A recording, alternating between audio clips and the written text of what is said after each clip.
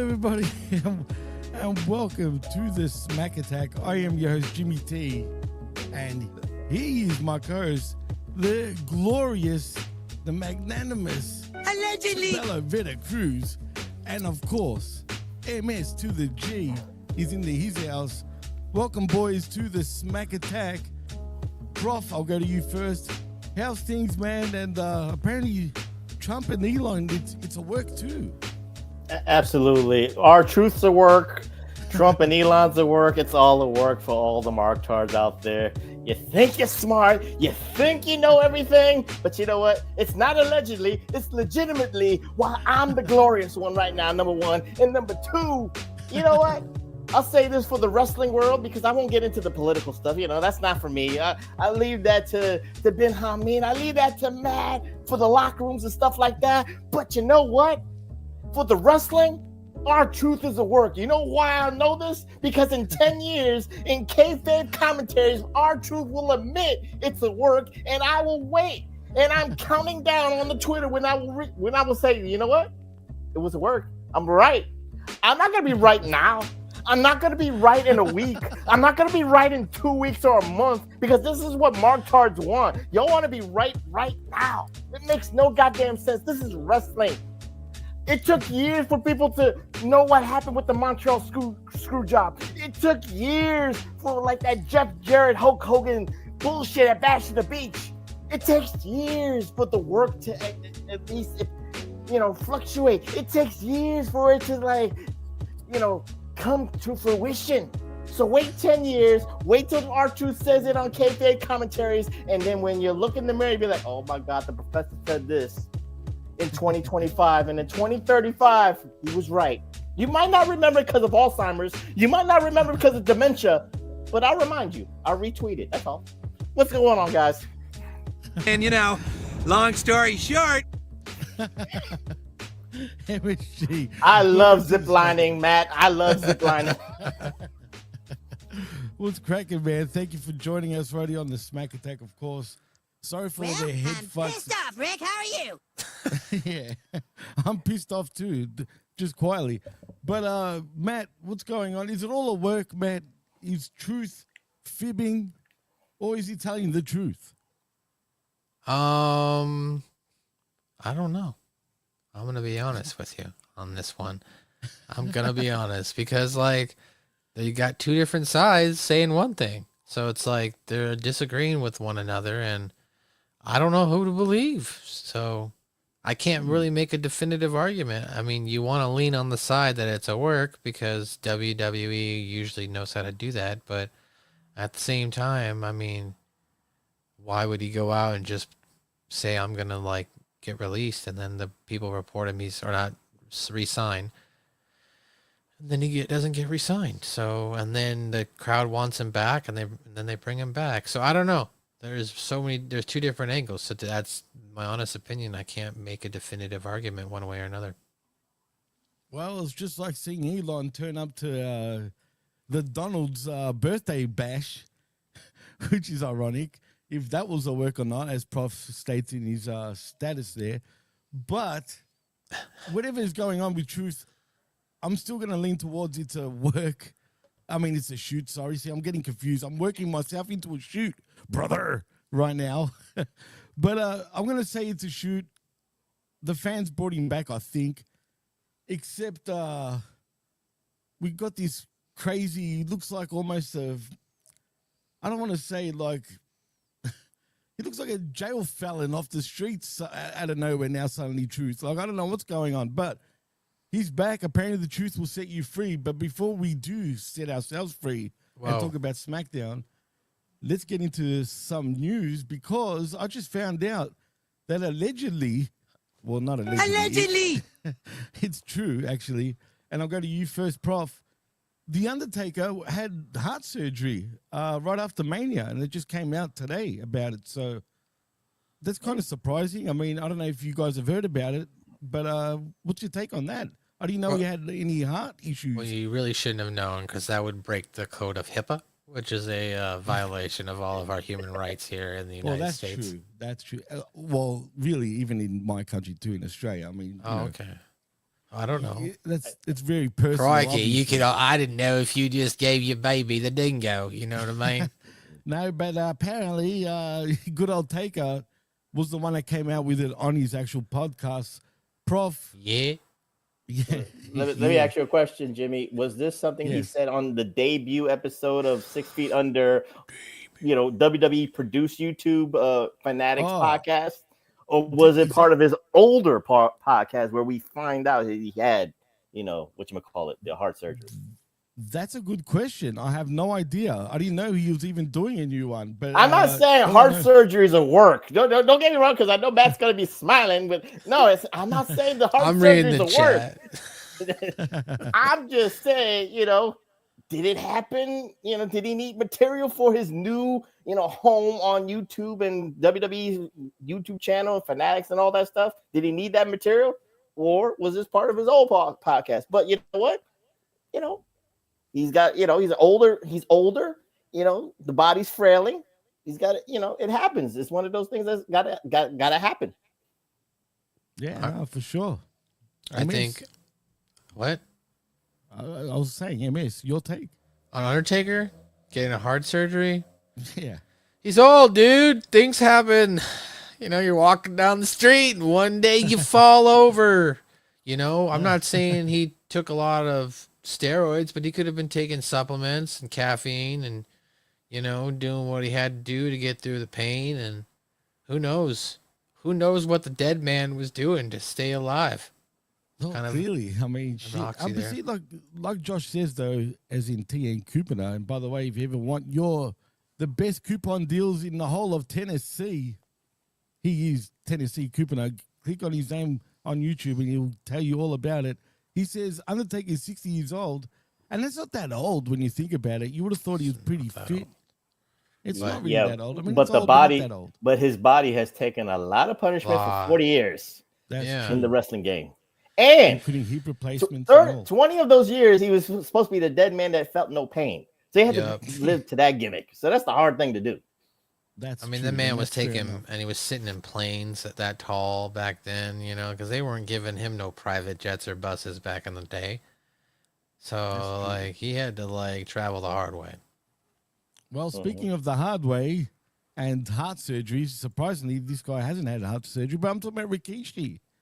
I don't know if you guys, I don't mean to be a prick by saying that, but the way he's talking about his son, Prof, and I'm talking about Jey Uso, we're all waiting. Actually, it was you.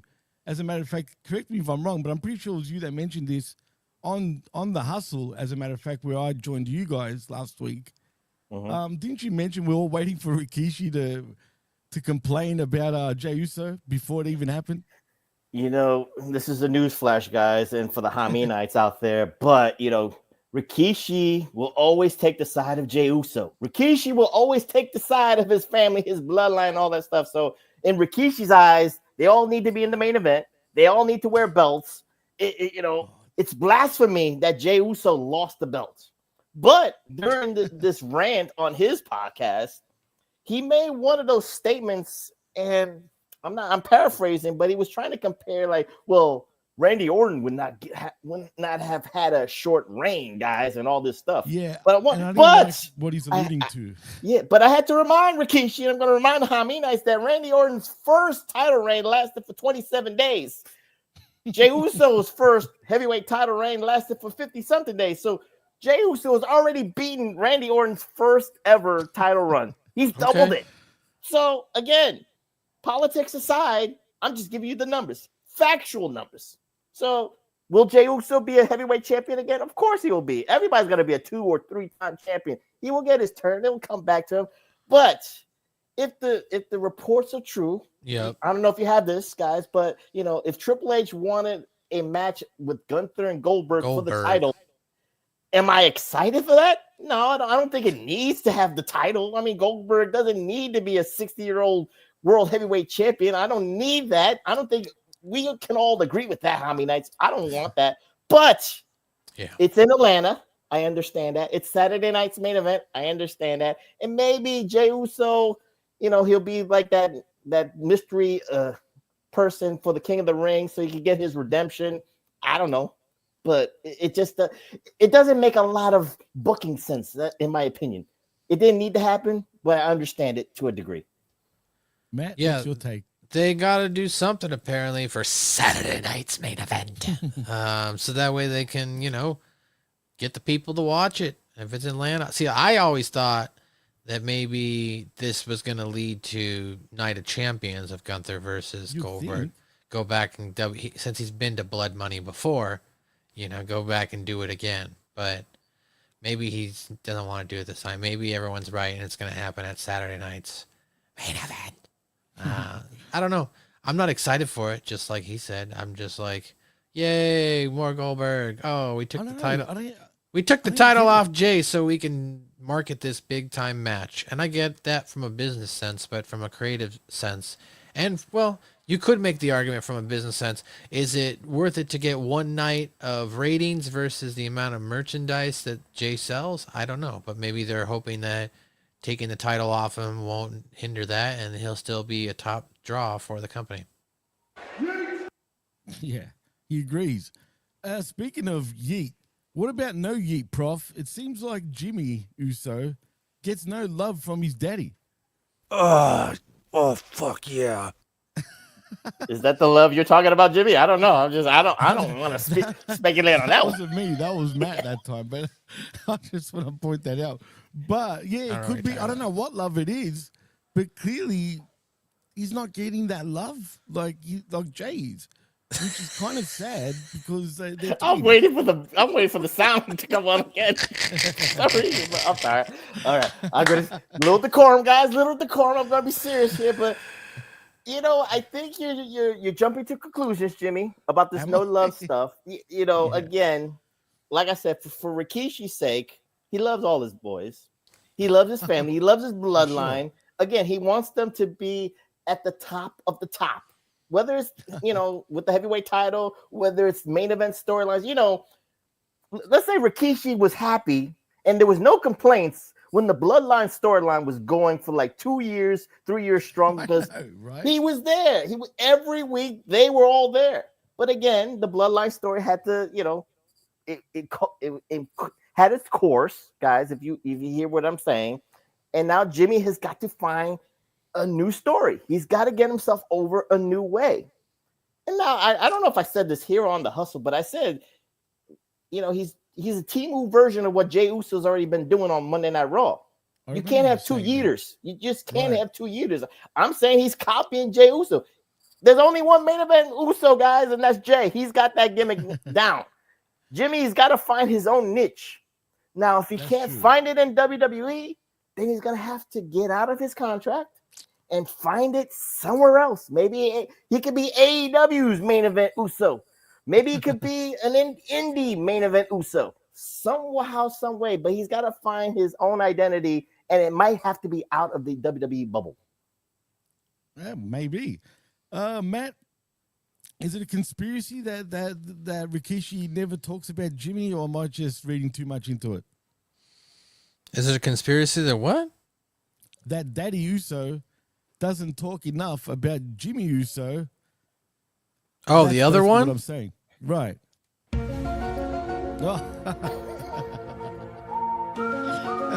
The truth is out there. I mean, that's funny. I don't think it's that he's not talking about it enough. I think that Jay is just the relevant one right now who has, who's selling the most merch. He's selling the most merch. He's the champion. I mean, I'm not saying he's better on the mic or a better wrestler. I'm just saying he's the relevant one right now. He's found a way, as the professor mentioned, to get himself over. And now he's going to have to do that again. He's going to have to continue that momentum into whatever is next for him. I mean, we could play the speculation game all day on what that could be, but we're not there right now. So we'll just have to wait and see where. I mean, for all we know, after Saturday night's main event, we're going back to Night of Champions with Gunther and Jay again, and they're going to put the title back on him. Who knows? WWE. Or Matt, we cannot forget this scenario too.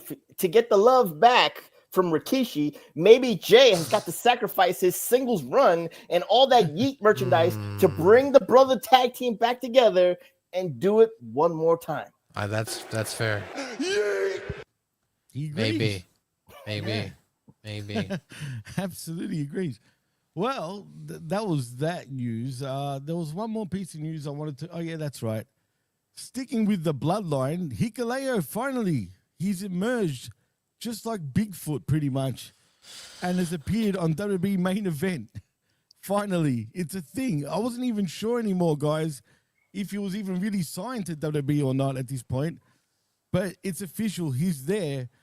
Prof, when are we going to see him on the main roster? When are they going to actually do the real deal and bring him up?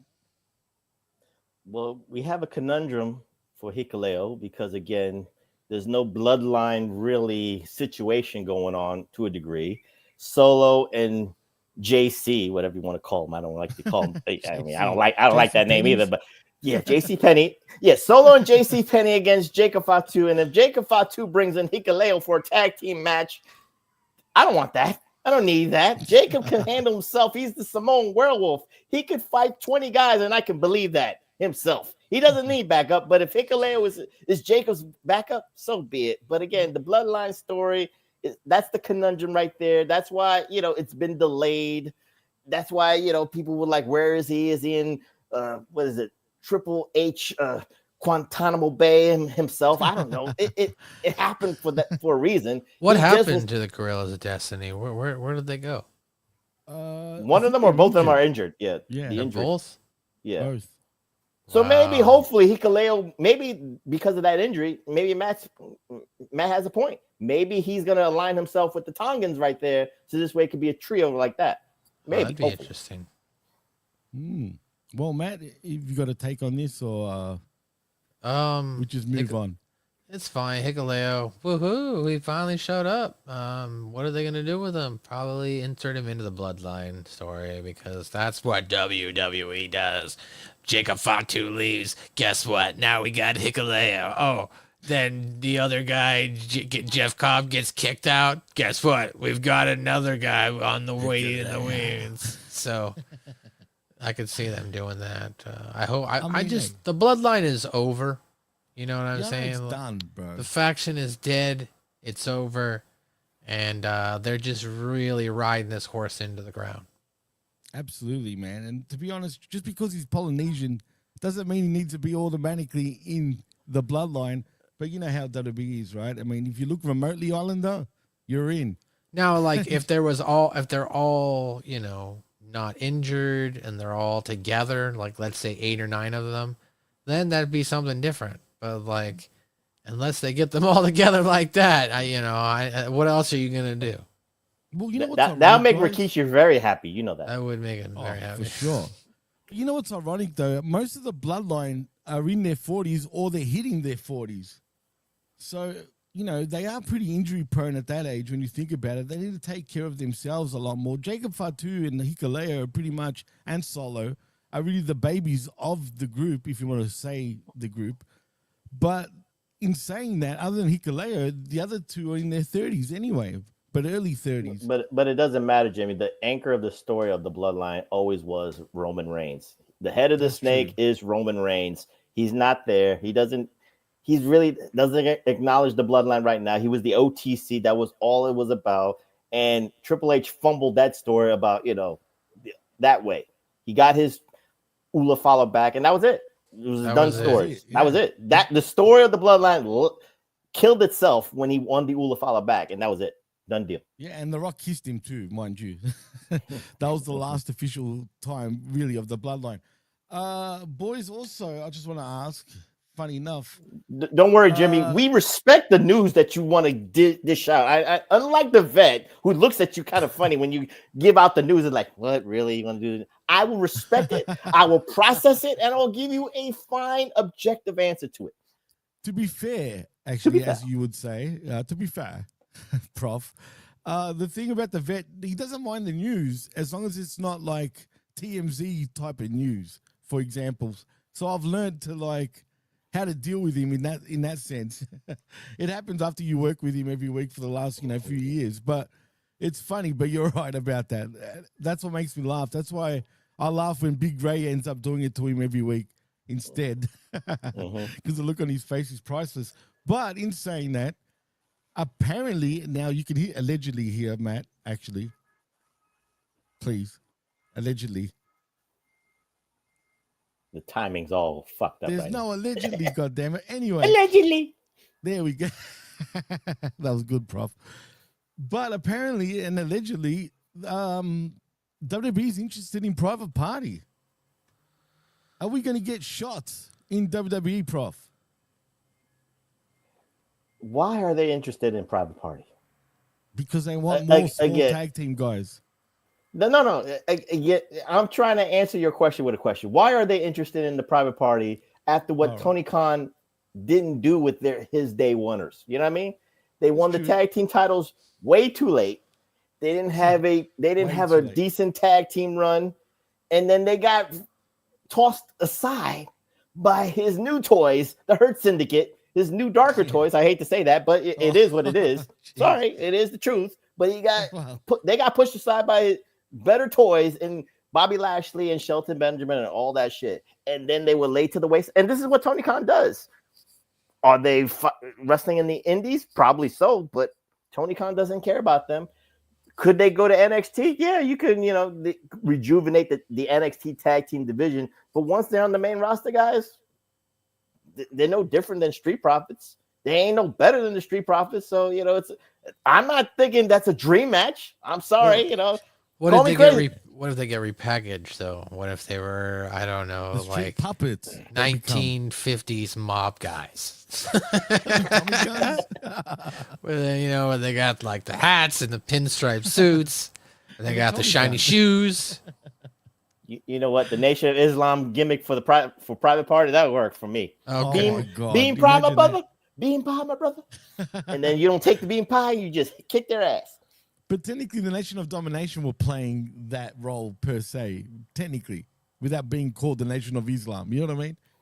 But anyway, Matt, are you looking forward to having some shots with Private Party in a very public space in WWE? So cool. Sure. No, I don't. Like I said, unless they repackage them as something else, I think the professor's right. Like, I don't mean to say it, but like their character-wise is so similar in the fact that they like to party, right? I mean, that's what the Street Profits do. They come out with red cups.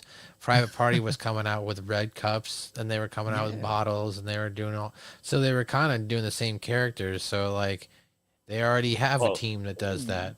Gruss has said it without saying it. Diddy Party to join Velveteen Dream. You change Private Party to Diddy Party. They come out just splashing oil up in the air, and you're good.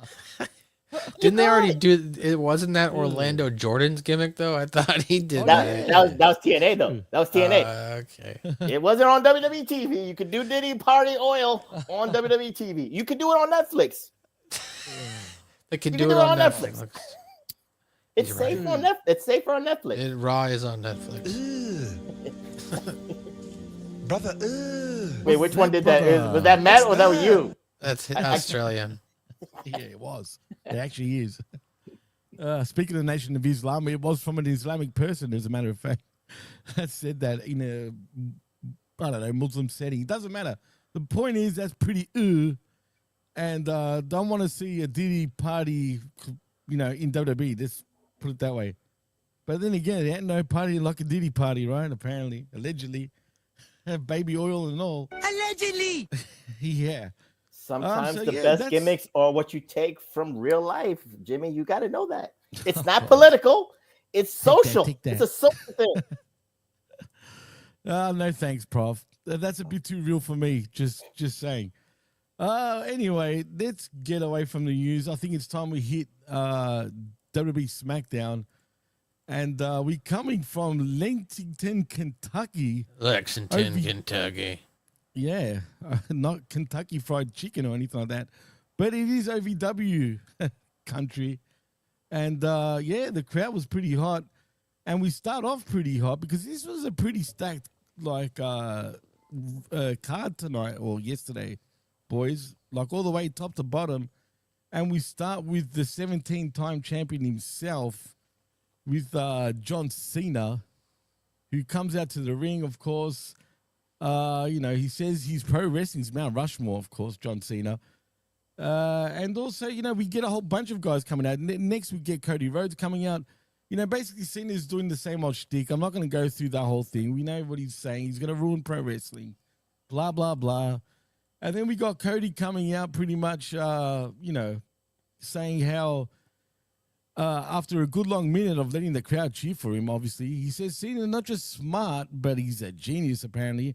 And it's unfortunate that everything he just said came to fruition.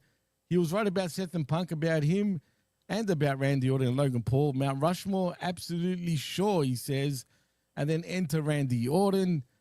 Orton gets into Cody's face and says, I love you like a brother about 1,000,000 times. Something like that around there. And says, make no mistake about it, I'll go through you to get through that Punk behind you in John Cena. And then as soon as he says that, we get LA Knight. He's really becoming a party at this point, boys. He speaks from the stage and says all week long, excuse me, he's heard the world say, we want LA Knight. So he knows what they want for damn sure. And he knows that nobody in the ring wants him walking down there. So let's take a walk. King of the Ring's around the corner and he'll drop a Viper, a Nightmare. And guess what? A balding biatch in John Cena to win the title if he's got to do that. And then out of nowhere, speaking of bald, we see R-Truth attack Cena. And then we go to a break.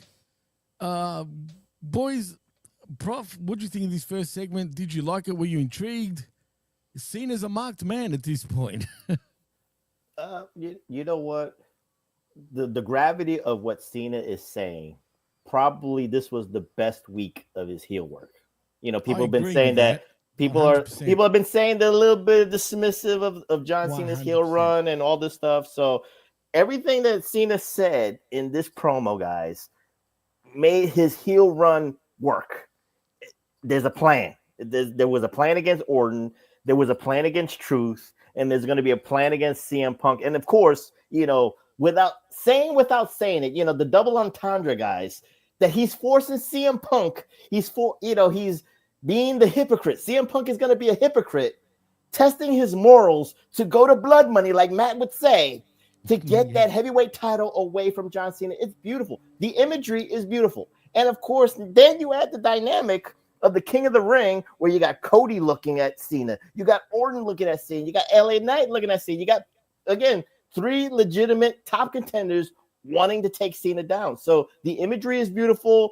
What Cena said was beautiful. And then the optics of seeing like Orton and Cody Rhodes eye to eye, because we want that fight, guys. You know that. Whether that's SummerSlam, whether that's a Saturday night's main event in the future of this year, whatever the case may be. But you saw a lot of optics and you saw a lot of directions. Perfectly put. Matt, how do you feel about this segment? I agree with Prof in saying this was Cena's best work since he's become a heel. 100% I was thinking the same thing while watching his 2 segments particularly. Matt, how do you feel about this first segment, though? Yeah, I thought when it came to John Cena, this was definitely a stronger character for him.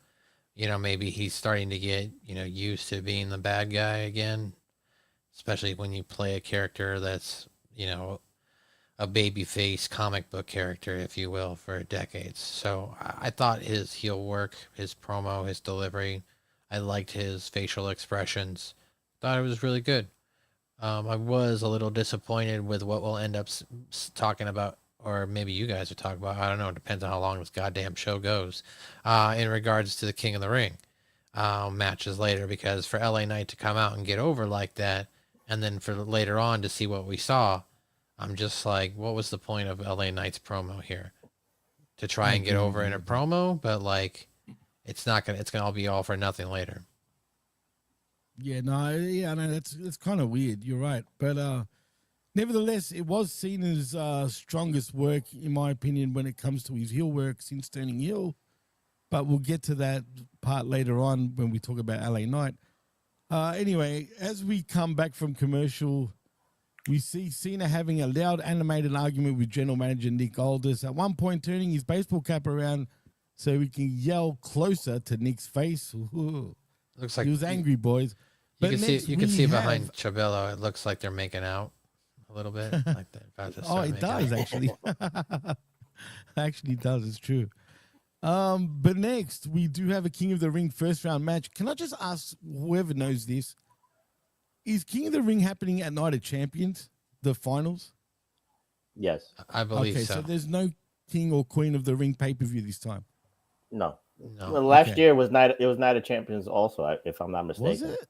Yeah. I don't think so. I think it was its own event in Saudi as well at the time.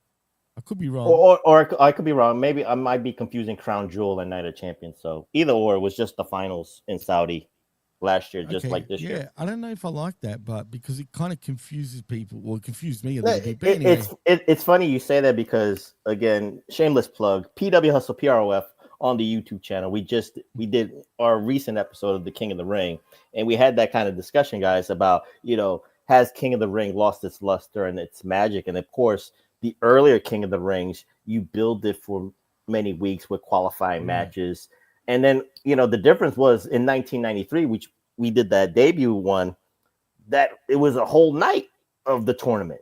And WWE doesn't want to do that anymore. So they've kind of like splintered it with its shows, its Raws and its SmackDowns and stuff like that. But again, the question was, has it lost its luster? Has it lost its magic? And again, if you really look at the last maybe 5 or 10 years of King of the Ring, my favorite King of the Ring was Baron Corbin, King Corbin. I love King Corbin.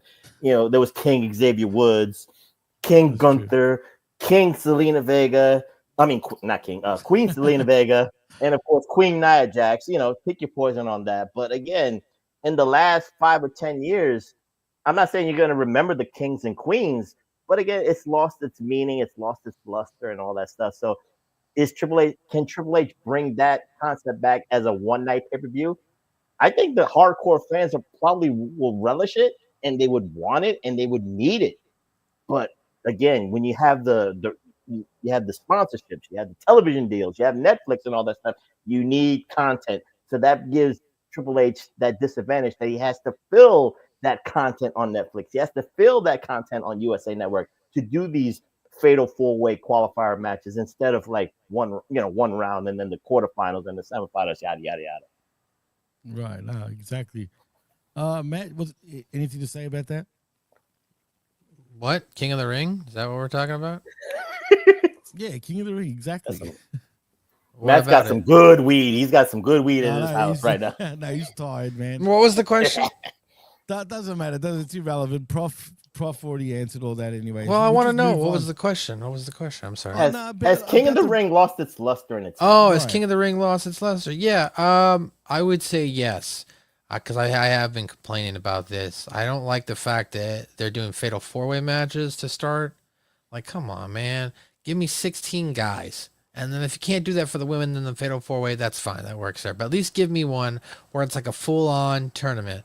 Like, I don't know why they don't do this in March with March Madness. I want giant tournament of wrestlers. I want somebody to run the table. I want storylines that come out of it of an underdog. Come on now. Could have done something with King of the Ring. I mean, how many times in the past when we watched King of the Ring, all of a sudden somebody would win a couple matches and you're like, dang, this person could actually run the gauntlet and they could become King of the Ring. Funny. Did anybody really think Mr. Ass was going to be King of the Ring? No, but he did it. So I'm just saying, where's that? Give me that. And you know what's sad? Like, King of the Ring used to be considered one of the top, the big 5 pay-per-views of WWE. And now it's totally lost a spot, like in the big 4 or big 5, if you want to call it that. Money in the Bank, I guess, has taken that slot, if you want to say so. But I used to love King of the Ring. Outside of the Royal Rumble, I used to really look forward to King of the Ring as a kid, man. I used to love those tournament matchups when I was a lot younger. Yeah, and they did them on Raw, I don't know if it was SmackDown, but they did Raw and SmackDown too. And that would lead into the pay-per-view. You know what I'm saying? Well, I'm just saying, like, they would still do a weekly, they'd still have some matches on Raw. And then, like, when you get to the pay-per-view, then you'd have, like, the semis and the finals and all that stuff like that. Well, I'll give you a fun fact, and I'm sure Prof would remember this. They used to do the King of the Ring shit like in house shows long before. Yeah, that's how we got King Macho Man Randy Savage, for example. Like you know what I mean. I guess I shouldn't say SmackDown, but house shows. That's no, I know. But even like for example, in the 80s, they were the King of the Ring for the house shows. Absolutely, that's how we got those gimmicks. But a lot of people didn't realize it unless you were there. But even Harley Race, when he called himself the King, it was because he won King of the Ring. not because he was the king of pro wrestling per se. He actually won King of the Ring, but during house shows. So there's the fun fact. But anyway, let's move on, because speaking of King of the Ring, we do get a first round matchup between Aleister Black, Carmelo Hayes, LA Knight, and Randy Orton. Of course, this was pretty obvious that Orton was going to win via pinfall with a lateral press on LA Knight. Now, Matt, I'll go to you first. Do you feel like Aleister Black has been a total waste of time since they've brought him back? And two, did they, again, like you were alluding to before, are they screwing LA Knight again? Like they just keep pulling him back?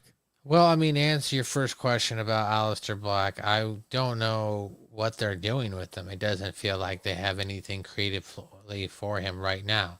They're inserting him into these matches because he's there, but why is he there? There hasn't been a storyline. I'm not saying throw him in against or with the Wyatt Sicks, but at least the Wyatt Sicks are getting TV time too, and they're trying to build something there. What is Aleister Black? I don't know.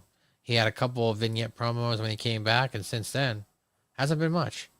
So that's my first answer. Your first question, yeah. And LA Knight, it just bothered me. Like, why come out and talk all this shit that you're gonna win King of the Ring, and then you get beat? Like you get pinned. So like for that, I don't understand the logical booking that went into these promos. If he's just saying things off the top of his head, something was written for him, I don't know. It was just, in retrospect, it becomes a very bad promo. Like, why would you come out there and say all that, and then you're the one that gets pinned and beaten? So, and he doesn't get him over. I don't know if you want to use the term screwing, because again, I don't know if that was all Eli Drake or whatever his real name is. Yeah, that's not his real name, but that was his TNA name. You know what I mean? If it was all LA Knight and he's the one coming out with the verbiage, then he didn't really help himself. I agree, 100%. I'm not going to say screw, but now he just comes across like he's all talk. Yeah, literally all talk. That's no what action. it makes it look like. That's what I'm saying. Right. Like he comes out there, he talks crap, but then he doesn't back it up. It's a poor representation of his character. He's gaslighting us, guys. He should just not say, if he hadn't said any of that and he was just like, I'm going to go out there and I'm going to blah, blah, blah. And he's just like, saying he's going to do his best without actually saying he's going to do his best, because that's cheesy. You know what I mean? Like, I feel you. Then you might land more versus saying, I'm going to beat all three of you guys, or I'm going to take all three of you guys down. And then the first match after you say that, you get beat. Yeah, it's sad. It's Cops weird, are coming. too. Prof, how do you feel about LA Knight and, of course, Aleister Black? Is he just Malachi Black at this point, but just in WWE? Well, Do they have I can answer the Aleister Black. Right. I mean, but what are they doing? They've done nothing significant with him since his return. Well, I think I can ask the Aleister Black situation. As long as Selena Vega has got the Roman Reigns United States Championship run of 3 years and a half, 3.5 years, Aleister Black would be the happiest motherfucker in WWE. He ain't gonna be like, hey, she's the champion, I'm good. As long as she's happy, I'm happy. Wife, happy, good wife. Yeah, happy wife, happy life. That's what it is. Number one. So as far as LA Knight goes, he's got something involved with Seth Rollins' group. He's got something involved with Bronson Reed and Braun Breaker and stuff like that. So that's been playing out on TV, whether people like that or not. Fair. Again, that's fair. That's again cool. I forgot about that because Braun Breaker did interrupt, obviously, right? To cost LA Knight pretty much. I forgot. Right? Yeah, no, you're right. That's spot on. That's exactly what they're doing. I think I jumped the gun actually by saying that. But still, he didn't need to say all that. That was my thing. Right. But I forgot about Braun Breaker because I was just rushing through. But no, I do understand, guys, your point of view of LA Knight, where he's supposed to be, or maybe where he should be on the card, higher on the card. Again, I don't judge things by titles. I just judge things on opportunities and storylines. And LA Knight has always been in consistent mid-card, upper mid-card storylines. So as long as he's there, and again, fans are going, 10,000 fans in the arena in Kentucky going, yeah, it's still a success. It's not a burial. He's not dead. When they stop saying then you're right. He's dead and buried. But as long as that, again, I always say opportunity and TV time. If you maximize your TV time, you're golden. It's not about titles. It's not about wins and losses. Maximize your TV time. I There you think go. Gruel says hit the nail on the head, boys. Damian Priest and Aleister Black will become a random tag team. I'm calling it. You know what? I agree with you. I can see that. They And could they're gonna they be could called- call themselves the Fallen Angels. Yeah, pal. Fallen Angels. I'll shit on their heads. 100%. The Fallen Angels or fucking the Razor's Edges. I have no idea, but something along those lines. Definitely. Gruss also says, as soon as LA Knight wins the title, the fans will turn on him like Jay Uso. I mean, they didn't turn on Jay Uso. Come on. Yeah. Oh, No, you you know know what how to- turning on. You know what turning on means. It's not about in the arena, guys. It's about the Twitters. It's about the social media groups. The They gotta those hardcores. They gotta fuck you, LA Knight. We never even liked you to The begin sickos? with. He's right. Yeah, those sickos. They turn on you that quickly for no reason. Yeah, that's weird, bro. It's really weird, man. Today's wrestling fandom is just bizarre to me. But anyway, after that, though, we come back from commercial. We see the Samoan werewolf in Jacob Fatu making his entrance and a recap of his, quite justified turn on Solo Sikoa. Obviously, our Money in the Bank. He gets on the mic as Fatu chants ring out and tells Lexington, Kentucky, I can't pronounce that properly for some reason, to keep it 100. And just because your family doesn't mean you can go behind their back and try to snake them. And just because they both come from the same bloodline doesn't mean they can take all the credit for your hard work. He says, Solo says he wouldn't be nothing if it wasn't for him. And that's exactly why he had to remind Sikoa what happened, where you don't get in where you fit in. And now it's just him against the world because he's all gas and no brakes. You know what I mean? You know what I mean? Solo then appears seated in a dark room on the Tron as JC Penny Mateo over his shoulder. He says a year ago when he came to Sacramento, Jacob was doing and being nothing, so he brought him here and made him into a superstar. We've heard all these same shit before, basically over the weeks, boys, let's be honest. It's the same shit over and over between these two. Prof, I'm not that hyped for this feud per se. And I don't believe Jacob when he says, You "I know hate why? you You know so why you want to be hyped for? You want to be hyped for Hikaleo to join Oh. Jacob Fatu Wow. to fight Solo Sikoa and JC Oh. Mateo. You know that. You want that. You need it. You crave it. That's what it is. That's I'm why, like, I don't craving. feel this. I don't feel this. This has been man, a I story don't for feel months. this, but I feel Hikaleo. This has been a story for months, Jimmy. You know, Solo and Jacob have got to come to blows. This is not for pay-per-view. This is not for pay-per-view. This is for Saturday night's main event, Jimmy. You Right, know that. exactly. You need TV time for Channel 4. Saturday night's main event time. Channel 4. Channel 4. Unfortunately, that's true. It's just they're just going through the motions, and I don't buy it one bit, but that's fine. I get it. Matt, do you agree? I don't really care about this feud. Yeah, I don't think really either one of us do, but I just like feel- Prof said, I get why, but You It get is why? what it Because is. you want to see Hikaleo. That's what I got out of oh that. man, I'm getting hard just thinking about it, boys. Jesus. Stop it now. Come Wait, on. wait, hold on. Oh, You ain't gonna fuck slip. Oh, yeah. Did you say hard for Hikaleo. Hikaleo? Chad, did I hear hard for Hikaleo? Yeah, we'll have to Shit. spit that out. Hashtag hard for Hikaleo from Jimmy T. Jimmy. Oh, God. There we go. That one's for Hikaleo. Anyway, let's move on, shall we? Speaking of King of the... Well, sorry, let me get back to that because we see the Secret Hervis walk up on Nick Aldis to say Chelsea Green needs to speak with him, and Piper Niven whips out a phone where Chelsea is at poolside saying they need to postpone her Queen of the Ring match. Aldis says there's no postponing and Alba Fire is here and good to go, and she has a spot in the Queen of the Ring. Green complains that she didn't authorize this. Nick says that's fine because he does, and Alba storms off grumbling about having to change into her wrestling suit. Oh, boo-hoo. Then we see Zelina Vega rolling up and shuts the phone off and wants a shot against Julia. Aldis says she's not here, and Vega says she's the champion and she doesn't want to pretend or hide. So she's going to have Julia face-to-face in the ring next week. Oh, boy. What a fighting champion Zelina is, Prof. Of course. Happy wife, happy life. That's what it Happy is. wife, happy life. I mean, there's not much to say here, Matt. If you want me to just keep This going, is the I one don't part. blame you. This is the part where the Chelsea Green was on the phone. Yeah, and she was poolside having great old time. Yeah. This was just a throwaway backstage segment. Yeah, it was nothing. That's why I wasn't even going to ask you guys for any sort of. Was that in? Yeah.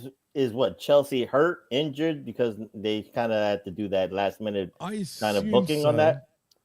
Well, she did break her nose thanks to little Zelina, right? So Selena speaking Stiff. of Saturday night's main event, yeah, Maybe that's why she's at home recovering. right, exactly. And they covered it up by saying it was flight issues or something. I've heard always with her, there's always flight issues or some sort of visa issues when she's not around. But anyway, I don't know what's going on there. But we do have another queen, or this time a queen of the ring first round matchup between Jade Cargill, Mission, Nia Jax, and of course Piper Niven. I said originally when I saw this matchup going to where that Jade Cargill will win, and she does via the Jaded on Piper Niven, no less. Naomi's then shown walking backstage. But guys, Matt, what do you think of the matchup? For some reason, I wasn't into it as much as I should have been personally. It just didn't really do it for me. I'm happy that Jade won. Hopefully, she could even go on and win the whole Queen of the Ring, but we'll see. But how'd you feel about this match? What'd you think? I'm gonna be honest with you. I watched it, but I also didn't watch it. You know what I mean? That's what it was totally on understand. in front of me, and I was looking at it, but it was there, and then Jade Cargill won. So there were moments in the match where I watched the chick with the suit on and tie and stuff like that, and Piper Niven. Yeah, because Piper was in this match. Jade Cargill won. I mean, that's good. I like that they're pushing Jade Cargill because I'd like to eventually see Jade versus Naomi. But for now, this is all we can get. Too. We'll get to that also now that you brought that up. Prof, are you happy that Jade won? I mean, with this match, it was a little bit slow for me, a little bit too put me to methodical. I was nodding off. I kid you not. Yeah, I'm like Matt. I was nodding off and probably channel surfing between that and the NBA Finals myself. But Nice. neither here nor there. But I think one of the errors of this match was more from a television standpoint, like the bad storytelling. Because technically, who is in this match, guys? Nia Jax, and what is she? Right. She is the reigning Queen of the Ring. So it should have been more paramount that you really accentuate that she's trying to defend her Queen of the Ring, crown and all that stuff. She's being in this match. It's very important for her to do that. That was one of the errors that I did not like. Again, the match was slow and methodical and all that stuff. Did the right woman win? Yeah, I like Jade Cargill to win and go on and maybe to the semifinals and all that stuff. And we'll talk about the other Queen of the Ring match, qualifying match too. But again, it served its purpose. It was filler time. We all agree with that. And of course, I channel surfed. Matt was a little bit, sleeping. His eyes were open, but he was still sleeping. It's the same thing. And Jimmy is like, whatever. So it is what it is. Was happening to me. I'm not going to lie. So I totally can relate to what Matt was saying because that's what it did to me too, man. But I think again, they didn't accentuate the story right for TV watchers. Yep. Nia Jax was actually more focal than what people either realized or even wanted. I know people don't like Nia Jax for whatever reason it is. I'm a big fan of hers, man. She is beautiful. She is beautiful, guys. I can't help it. I love the booty. It is what it is. But she was the reigning Queen of the Ring, and it should have been talked about more that she would have done any means necessary to win this match, and it didn't happen that way. It should have been booked better. I agree, man, 100%. And I don't care what anyone says. Nia Jax's current run is great, in my opinion. I think she hits it always out of the park this time round, even when she's getting fed chicken shit. She turns it into chicken salad, generally. Anyway, let's move on, though, because we see Naomi coming out next. She comes out, and I don't understand the choice of theme music for Naomi. It is weird. All I hear is, then I see Naomi walk out. Like, what the fuck? Are you going to give her heavy metal? Like, really? Like, come on, it goes with the persona, Jimmy. She's crazy. She's psychotic. She's neurotic and all that stuff. And that laugh is maniacal right there. That's such a fake laugh. I hate it. Def Rebel should have just took that laugh and just Yeah. sampled it into her into her theme music too. But the fact that you got dudes go like in the song is just doesn't go, man. Yeah, like they're barking like freaking Disturbed. you know, Disturbed. Remember them? Yeah. But anyway, Matt, how do you feel about Naomi and her great entrance music? I'm not saying the song's bad. I don't really. just I feel wasn't. like it I doesn't wasn't suit her. really paying attention to just music. I Dude, was you'll just laugh. I It was just just doesn't waiting. go. I was just waiting for her to get to the ring to cut her promo. I kind of fast forwarded up to the promo part. Yeah, actually, Josh is right. I agree with that. Naomi should have sort of like a Daphne style of music, which makes more sense because she's unhinged like Daphne was, Okay. and R.I.P. to Daphne, of course. But that makes a lot more sense. Whoever freaking wrote this for her should be fired straight up. Anyone could have done better. I'll help you out, Jimmy. Mute the music and watch the booty. Just watch it walk. That's what I was. That's it. Yeah. I was. Awful, cold-blooded. Cold-blooded. That's a better option too. Ah, disgusting. Yeah, just mute it. I agree. I should mute it next time. Anyway, she just goes on and on about Tiffy. Suddenly we're pivoting to Tiffy because she is Mrs. Money in the Bank. Tiffy does come out. Stratton says she talks a big game. So why isn't she cashing in and taking the title right now? She's the same old Naomi, all talk but no action. Naomi asks if she looks stupid, that she's not cashing in now. She's cashing in when she least expects it. But in the meantime, she's going to enjoy making Stratton's life hell. She strongly advises her to proceed with, guess what, fellas? Caution. And then we see Nia Jax appearing behind Tiffany, but the champ is always one step ahead and lights her up with a few strikes before taking her out with a drop kick. But then Naomi appears to run enough to interfere that Jax gets the better of her and hits the bonsai drop as Naomi comes back with a briefcase. But Nia tells her to get out, and Stratton's hers. And that's that. I guess somehow Nia might even enter somehow in this little feud. But whatever, man. But next, though, I mean, guys, is there anything you guys want to say actually about this segment, or just keep moving on? Keep moving on. I just muted. I just saw booties. That was it. I saw titties. I saw Nia Jax booty. And I saw a failed cash in. And that was it. Yeah, it was a decent segment. I thought Naomi cut a pretty good promo, and then Tiffany Stratton came out. She was decent. There you go. And then I liked the fake cash in, or at least Nia. I liked the logic of like Nia coming back over and being like, "No, you're not gonna get in this ring and cash in right now. I'm not gonna just let you do it. So that she's mine." So I liked that logic. It was good. And if you wanted to take the real life, right? I mean, because Tiffy's supposed to be a babyface, and she had a horrible pitching performance at Shea Stadium. Horrible. It was hard. But if she was a about heel, to bring that up. if she was a heel, and Naomi was a babyface, quote unquote, she could have used that, for that cheap pop up laugh and stuff like that. But you couldn't, because that would be embarrassing for Tiffy time and all that stuff. So it is what it is. Heck, Cena could have been the guy throwing the pitch and said, "I'm trying to ruin baseball." Mm-hmm. Oh my gosh. You know what I mean? God. But yeah, you're right. I mean, that was a bad pitch. Probably the worst I've ever seen, actually, out of any celebrity pitching. Anyway, next. Her 50 Cent and Stephen A. Smith are the top three. Oh, I haven't seen the Stephen A. Smith one. Was it really that bad? Yeah. That's awesome. Because it just fits him. You know what I mean? Anyway, next we see the Motor City Machine Guns in Motor City. Sorry, wrong. And unfortunately, it's raise your fist. I know. So stupid. Was that the soundboard? I was just making sure. Oh, that was just me raising fists.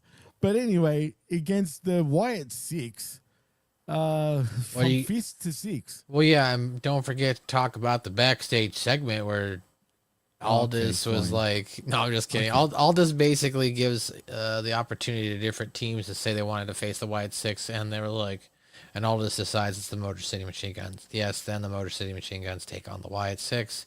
They have a match. It's pretty good, I guess. I don't know. I fast forward to the end. Kind of a burial, man. Fast forward to the end. You gotta stop saying that word, Jimmy. Stop it. I'm sorry. Get it out of your tongue. You cannot say burial. It's wrong. No, Mini machine guns got minied right here by a bunch of sickos. I like that song. I hate this one though, because all they do is raise their fists. Where they're raising them, I have no idea, but I don't want to know where their fists are going. But no one raises their fist, Prof. No one. That's not true. Choo-choo guys have to do it. Choo-choo. The guys who run trains, conductors, yeah. Elaborate. Again, what word are you talking about? The fists or something else? What about truck drivers when they honk their horns? Yeah, honk your fucking your honks. But anyway, what about lever guys at work, where all their job is to pull down a lever up and lever down? Guys. You can't forget the lever. What about the guys on the train that are holding on to the handles? Oh, that's different. I'm talking about people who work. Okay. Choo-choo train. They're raising something. That's all I will say. Choo-choo train is a coming. Okay, sorry. Yeah, all aboard the night train. But anyway, all I know is I don't care about either one of them. I used to be a fan of the Motor City Machine Guns, but now they're just totally the Mini City Machine Guns since they've come to WWE. But more importantly, the Wyatt Sicks, Prof, I can't do this anymore, man. They just need to be away. Just go away. They won their match, though. They won their match. They won their match, but who cares? I mean, I don't care. Do you guys care? I don't care to a degree, but you got to give them something to work with. And again, the problem is, for the last couple of weeks, they made appearances and interfered in the others' tag team matches.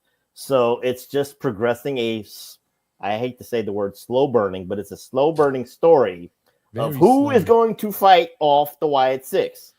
But you got more members of it. So you don't need to keep it with just two in the ring and all that stuff. It just doesn't make any sense. So if they want to control the tag team division, if they want to, put fear in the tag team division, then do better vignettes, do better storyboards, do things behind the scenes, in the locker rooms, smoke coming out. Abduct people and stuff like that. Matt got it. Matt and I got it right there. Abduct people. You got Candice LeRae and DIY. You hold her hostage and all that stuff. You do little subtle things like that. You know what I mean? Just pal. Bring fear into the tag team division. That was the goal. Fear. They don't need wins. They need to bring fear. There's a difference. They don't need the titles. They just need to bring fear into the tag team division. It's a different direction. I'm not saying it's gold. It's not gold, Jerry. It's not gold, but it's something different. It's definitely not gold. You know what? At this point, it's just pure, not even stainless steel. It's stained steel at this point. That's how bad it is, in my opinion. But you know what, Matt?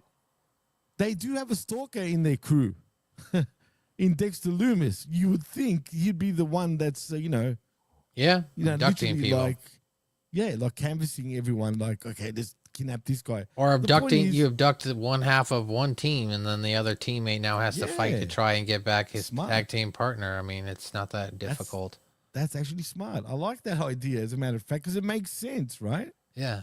Totally makes sense. But unfortunately, then again, Matt, maybe they have been listening, because I want to say this, Prof, and I've got to give Matt all the credit, man. This guy last week on a Like a Raw, totally to a T, which is unbelievable in my opinion, because he said it. No, I did it on the Money in the Bank post show. The Money in the Bank review, that's right. Yeah. But you're also on a Like a Raw, that's why I got confused. That is true. But he said that R-Truth was going to get his head shaved, like if they did that. Like this is what he would have done: shave his hair, start anew. You know what I mean? And go to wrong killings, like become something else other than their current gimmick. And surprise, surprise, that's exactly what happened. That blew my mind, dude. So who knows? Maybe they are listening, Matt. Or it's maybe somebody just has the same idea and they finally got the idea through. I know, right? But still, you're the only one that actually said that from all the podcasts that I was listening to. So I appreciate that. I'll give you a great call. Probably the call of the year. Well, thank you. Just remember, Jimmy, all the people behind the scenes in WWE and AEW, they do have these burner accounts that are subscribed to Hami Media Groups, that subscribe to podcasts for people to take a little bit of ideas. We are consultants. We are quote unquote consultants. So somebody might have heard what Matt said on the Money in the Bank review and just said, R-Truth, just do what Matt said, and it makes most sense. No, but really, there's a lot of them that actually. But Matt just ain't don't getting have paid. media The group. check I'm did not kidding. get in the mail. But I the think check that's is not true. in the mail. That's the problem for Matt. The check's in the I mail. know. That's Checks aren't true. coming. Pay the man. For Pay crying him. out loud, WWE. But yeah, there is a lot of WWE guys and AEW people, but particularly WWE people that do follow Hameen Media Group. That's actually a fact. If you go and see it, you got even Pat McAfee is a fan of HMG, for crying out loud. But anyway, let's move on. But that is still the call of the day for sure. I don't care about the Wyatt Sicks. They did win via a diving leg drop from the stalker himself in Dexter Lumis onto Mini-Me, Chris Sabin. But next, we do see John Cena is walking backstage when he interrogates Big Jim Uso, demanding to know if he's seen R-Truth. Jim says he hasn't, and Cena asks if he's seen Ron Killings instead. Still, Jim says he hasn't, but John says he knows they're close, and to tell him he'll see him in the ring. And so we go to a break, and we do indeed see Cena coming straight back to the ring. But even more disgruntled this time, he gets on the mic. Cena just said something about disrespect. He's tired of being disrespected. These people are tired of being disrespected. But now CM Punk also comes out, unfortunately. But even though he asked for friggin' truth, we get Punk instead to a huge pop, to be honest. Anyway, they go back and forth. It was a pretty sort of long segment. You know, Punk is just basically saying that Cena copied him. Because if you remember back in, 2011, I think it was? Was it 2011? It was, right? Money in the Bank. Remember the unification of the WWE Championship? Where allegedly... The Summer of Punk in 2011, where he said he was the going to... Summer of Punk, right.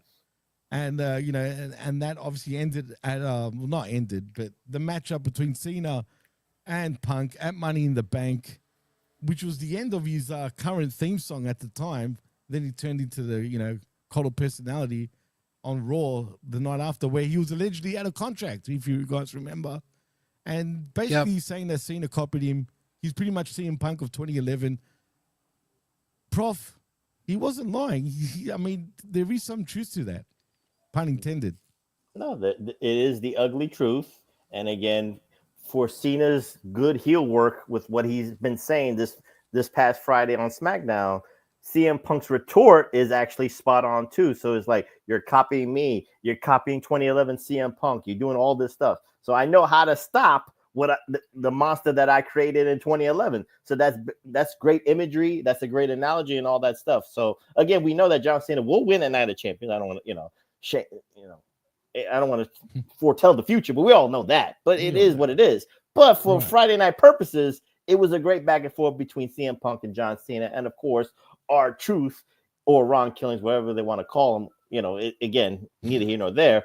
But he got his comeuppance against John Cena too. So it was a good segment all around. Matt, how'd you feel about this segment? I thoroughly enjoyed it. I agree with you, Prof, 100%. Matt, did you like this? Is Cena a fraud? Did he copy CM Punk of 2011? Or is CM Punk just, seeing things? Yeah, I mean, I wouldn't agree that this was the best CM Punk versus John Cena promo. I'm hoping they continue to get better. It's a roller coaster ride, so they got to continue to accelerate up and up, right? Until we get to Night of Champions. I thought this was a little soft on CM Punk's side from his promo. Just regurgitating stuff he kind of said on Monday Night Raw, I felt like, in regards to John Cena being the version of him. I did like that he kind of skated over the fact that John Cena called him a hypocrite, but he didn't really defend it. He just smiled all the time. Yeah, and John Cena just smiled the whole time. So I don't know. It didn't feel like it was the best, but it also wasn't bad. It was entertaining. So it was a good segment overall. Yeah, no, I agree. I mean, it did feel but like it but Jimmy and Matt, long, but Jimmy and Matt, I hate to interrupt. I'm just saying, but CM Punk said since he's come back to WWE, I'm here to make friends, and I'm not here to make friends. I'm here to make money. Right. So technically, you're gonna make the biggest money in blood money, Saudi Arabia. So what's being a hypocrite about? Again, I'm sorry about the morals, guys. If people are brokenhearted or if CM Punk had said that, then I think that would have been better. Like Professor, like if he had actually said that, then Like Right. I'm gonna get that. I'm gonna get that bag. Like I'm going to Saudi Arabia. I'm gonna get that bag. I'm gonna Right. beat your ass, and then I'm gonna come back home to my hot wife and dog. Like, and I would have been Yeah. like, get your bag, bro. Like, you know what I mean? Absolutely. Because it's part of his gimmick, like Prof said, right? He's back not to make friends, but to make money. So it would have been easy to say that, but for whatever reason, it seems like it doesn't occur in their heads at the time in WWE or CM Punk for that matter. But Or like, he does, or like I said, they're trying to play it out slow because they got a couple weeks, right? Tonight of Champions. When is that pay-per-view? July? 28th, I think. Oh, is it June The 28th? last Saturday of June. Yeah, I'm Okay, pretty so sure they it's got the a couple 28th. weeks. So like maybe they're just trying to burn it out a little bit versus blowing their load all in one promo. Well, I was waiting for a soundboard of blowing your load, but go ahead. Oh, he's got it. Oh, fuck yeah. There I you got that. Oh, I just fuck knew it was yeah. there. I just knew it was there. Sorry, Jimmy. I just knew it was there. Oh shit, that's funny as hell. Anyway, this went it dragged out quite a bit, but yeah, look, it was like Labrat I think said in the chat, it does there was a bit of reminiscing to the Rock Cena sort of stuff, except he wasn't exactly copying CM Punk at the time, and I'm talking about The Rock, obviously. But still, yeah, it could have been better, but still, this is Cena's best work so far since he's turned heel. I just felt like Punk was talking too much. But anyway, let's move on from that. Before you move on. I'm breezing through. I'm doing it for you, Matt. You know what No, I'm you saying? don't need I'm to do trying that. What I was going to say is I'm going to go ahead and bounce out, guys. You're going to bounce? Yeah, I'm getting tired. I got to get to bed. I got to get up at 5 a.m. Or I got to get up at 4 a.m. Sorry, to work at 5 a.m. Oh, So, well, you know what? I'm up to the second last match. But, yeah, that's all good, man. no, it's all Go to right. sleep. Yeah, I'll let you guys do it. I don't want to make you rush. So, have That's a good all right, night. bro. It's all good. All right, I've Matt. done good time so far, man. Come on. I appreciate Like, you just guys. over an hour. Yeah. All right, Matty. Thank you, man. Appreciate it. No problem. We'll see you soon. And take care and sleep well. Thanks, Good buddy. night. Have a good night, guys. See you, man. All right. Peace out. That was Matt, ladies and gents. But anyway, Prof, that leaves you and I now. And we are up to the... Oh, shit. I just got rid of my... here it is. God damn. I thought I got rid of my notes. That leaves us to the next matchup. Oh, yeah. I forgot to mention that Ron Killings also attacked Cena, obviously. It's kind of funny that they're doing this, Prof. Like, obviously Killings is just a madman at this point. Unhinged, shall I say. And I guess it's safe to say he's butthurt. Like, you know what I mean? He's very angry. What's his real problem suddenly? You know what I mean? Why? Because Cena fucking did what he did. At the end of the day, since his release, well, whatever, not release, since his contract was going to expire because he never got released, the old truth wasn't really upset at what Cena did initially.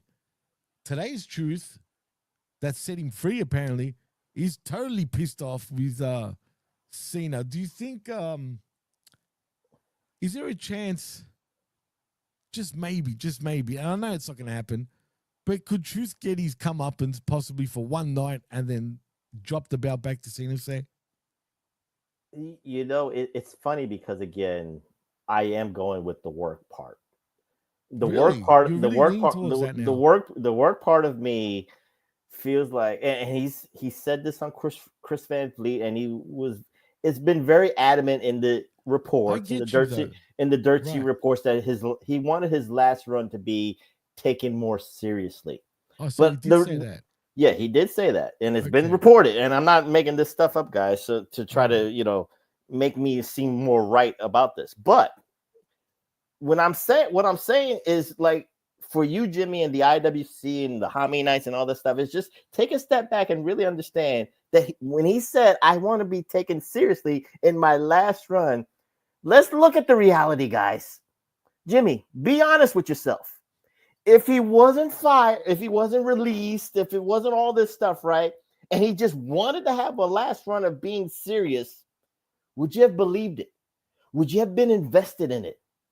No, you're right. No, I know what you're getting at. Our Truth can be away from TV for 6 months, come back in 6 months, and I'm talking about the comedy character. I mean, just bear with me, but I'm talking about the Our Truth comedy character. He can be gone off TV for 6 months and then reappear, do a comedy bit, have a couple of matches, and that's it. We're all happy. It's laughing. We're all laughing about it, and he says his little things here and there. He wants the serious shit. Unless you heard the dirt sheet reports, I'm telling you right now, 9 out of 10 of y'all would not have given 2 fucks about it.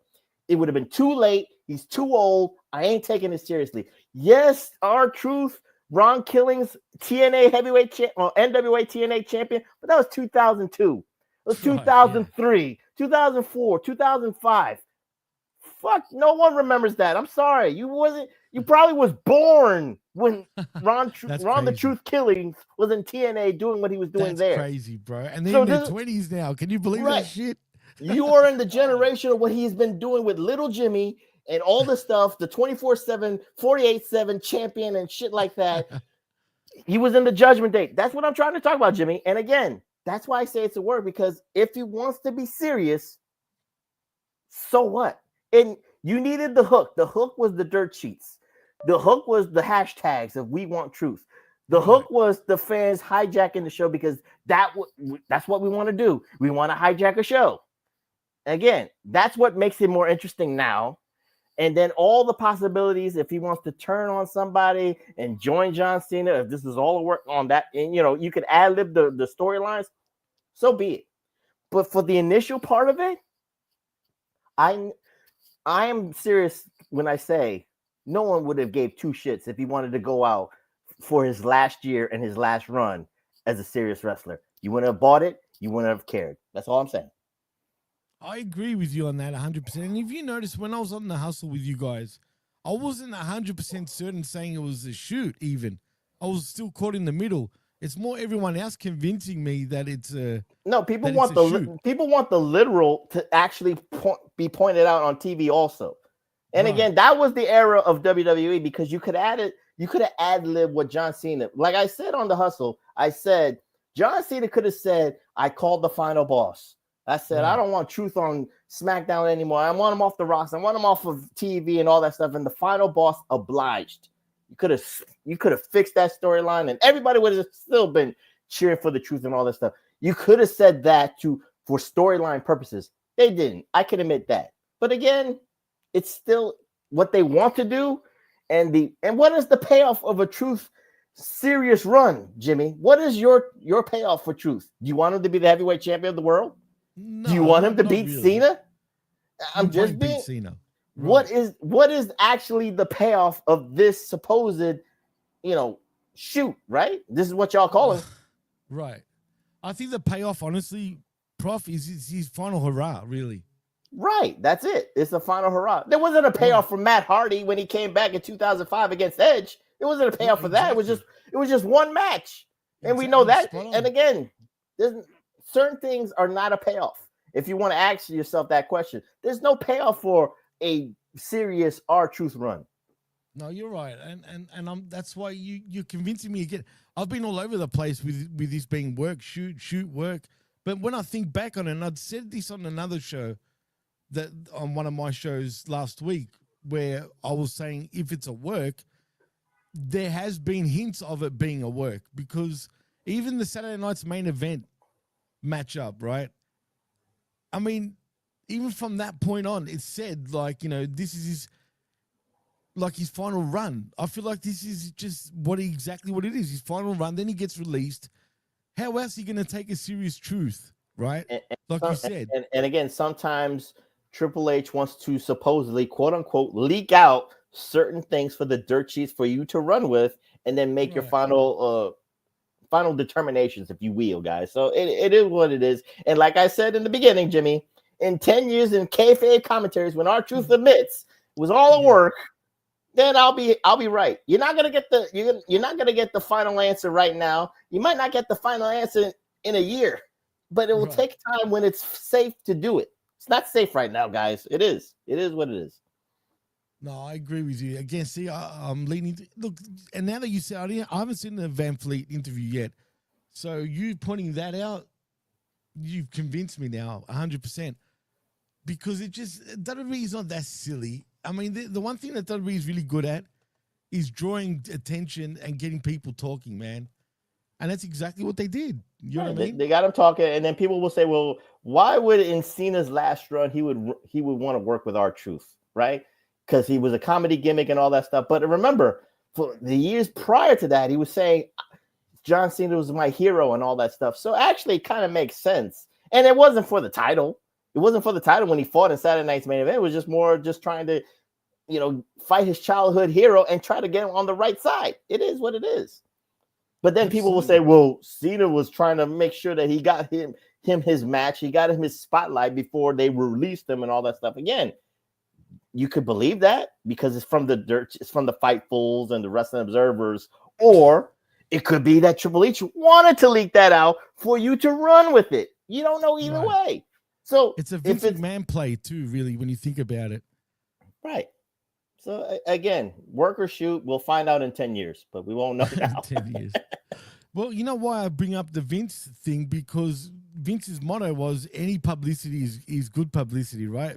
Positive or negative. And that's why I feel like, Triple H played that Vince McMahon card in many ways. Mm-hmm. And, but he took a lot of heat from but in today's day and age, Jimmy, any publicity is not good publicity if it makes you lose money. It's never good publicity. True. But really, this is their way of, they always say, WWE is good at having the fans at the palm of their hands, right? They fooled the fans, like clearly. They controlling the whole situation. And I would not say they fooled the fans. I'll respect it in this way. It makes you pick. Most of them have got fooled. No. I'm gonna defend this, Jimmy, to a degree. It makes you pick a side, right? I said I could say it's a work. Somebody could say it's a shoot. It's real, but that's great debate. That's great chatter for the community. Exactly. Like you said, any publicity, any talk of any subject from the WWE side is a good thing, as long as it doesn't make them lose money. That's all I'll say. Interesting. Cruz says, except for Chris Benoit, Jimmy T. Even that is, I could say, a bit of conspiracy theory. I think WWE knew already beforehand, because a lot of weird stuff back then. When I have a joke right now. That was a shoot with Chris Benoit. Literally, that was a shoot. Why am I laughing? I don't want to laugh. Fucking hell. I'm sorry, guys. I'll say my Hail Marys later. God damn. But that was definitely a shoot. But anywho, but yeah, that was an interesting conversation there, Prof. I like what you said, man. And again, because I get pulled all over the place, man. It's a work. Don't be stupid. It's a shoot. It's a work. But you just gave all the evidence. You know what I mean? On why you think it's a shoot. And I know, I'm pretty sure BRV and Track didn't. They think it's a. No, they think it's a shoot. Work. I say it's a shoot. Sorry. I say it's a work to a degree, and then it could be a little bit of a work shoot as it progresses. Like you said, and you're responding to what I was saying because I was in the middle still. I wasn't sure where to go with that, and you go, well, how about we call it a work shoot? That's what it is. It's actually a work shoot, legitly. Yeah. If we're right. But that's exactly what makes wrestling great, as Josh says in the chat. That's the beauty of professional wrestling. That's what you want. But what I don't like about WWE, before we move on, is you can't sit there and kick every wall friggin' down and say we're just total bullshit, but then still kayfabe the fans in their own way. You know what I mean? Like, it alienates some fans by doing it that way. But, it is 2025, I guess. It is what it is. Anyway, let's move on back to SmackDown, Prof, because where were we? After the CM Punk, Cena, and Truth obviously attacking John Cena, we see Alexa Bliss backstage saying she's not rattled from losing Money in the Bank, and she's going to remind everyone who Alexa Bliss is and get one step closer to Queen of the Ring. Charlotte Flair then pokes her headdress in and says there's only room for one queen in this division before making an entrance and sending us to a break. I want to ask you a quick question before we get into that matchup. I've been saying for a long time that this is the beginning of a new era in WWE, especially when it comes to the women's division. I think, and I've predicted it then, I'm going to say it again now, do not be surprised if Charlotte Flair ends up leaving WWE very soon. I wouldn't be surprised either. Again, she's had a great 10 years, 10 or 12 years, if you count Easily. NXT and all that stuff. Nobody's going to be a lifer in today's wrestling day and age, either AEW or WWE. So, it's better to test the waters. It's better to have, when you have options, Jimmy, it's better to, reignite your career in a different organization. So for Charlotte Flair, I'm sure Triple H would want her to be a lifer and all that stuff so she can have that pedigree and resume, WWE Hall of Famer, first ballot Hall of Famer and all that stuff. But if she wants to leave for matches, go to Japan and go to AEW, so be it.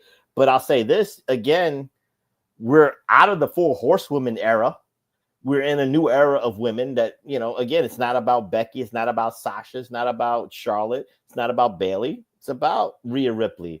It's about Julia. It's about Stephanie Becker. It's about, the NXT women. It's about Jordan Grace and all that stuff. So, it's great, but it's the WWE brand. That's the way they've always went. One person is not bigger than the brand. That's the way WWE operates. That's the way Vince operates. And that's what Triple H learned from Vince. You have to have the WWE brand bigger than the people on your roster. And that's what it is. Does Charlotte feel bigger? No, she don't feel bigger. She don't feel more important.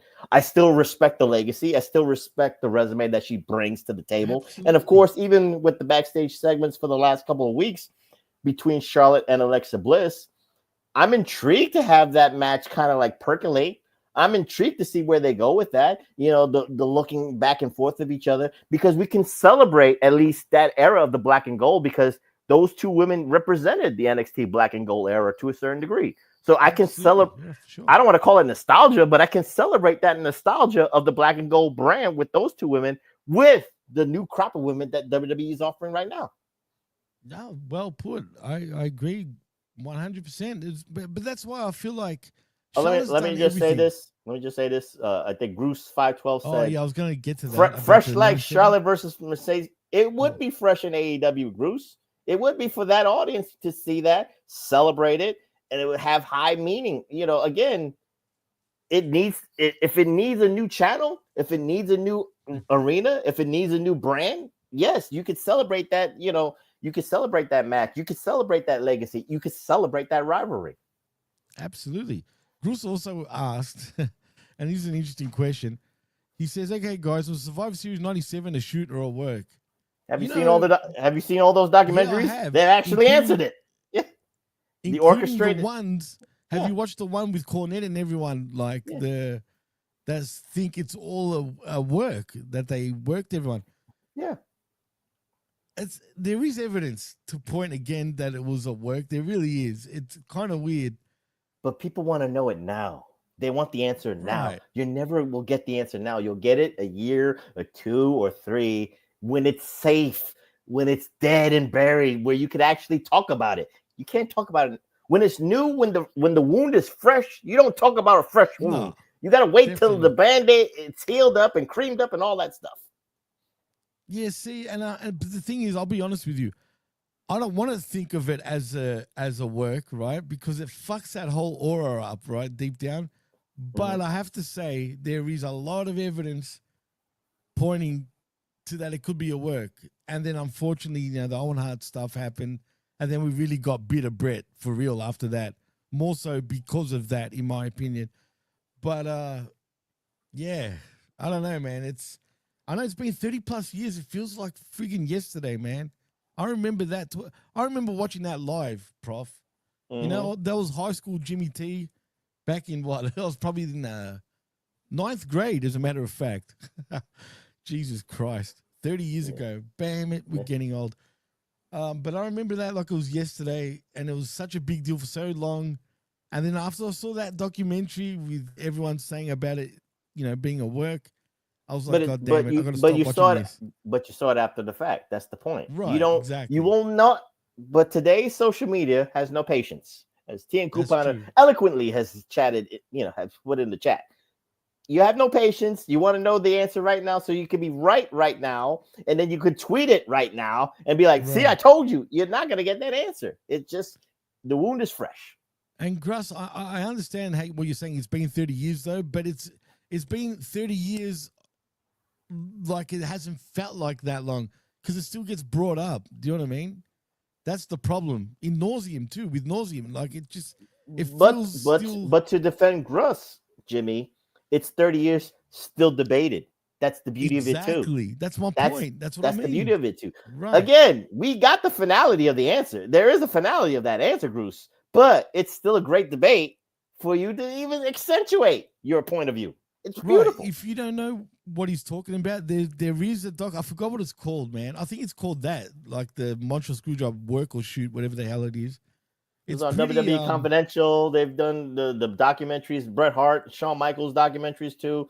WWE Network has actually milked this to the bone. Oh, I love that one though. The one with Shawn Michaels and Bret Hart talking. Them two were freaking good friends too. Is it a coincidence, Gruss, that wrestling with shadows?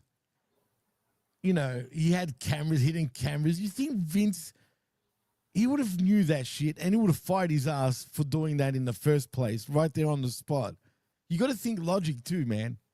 It was just too convenient that all this shit was happening. But that was the starting point of visually peeling the curtain back, seeing behind the scenes. So that was the beauty of it. That made, and of course, ECW was really notorious with their 900 numbers, really getting behind the scenes, and people really paid that money. The checks cleared on the 900 numbers.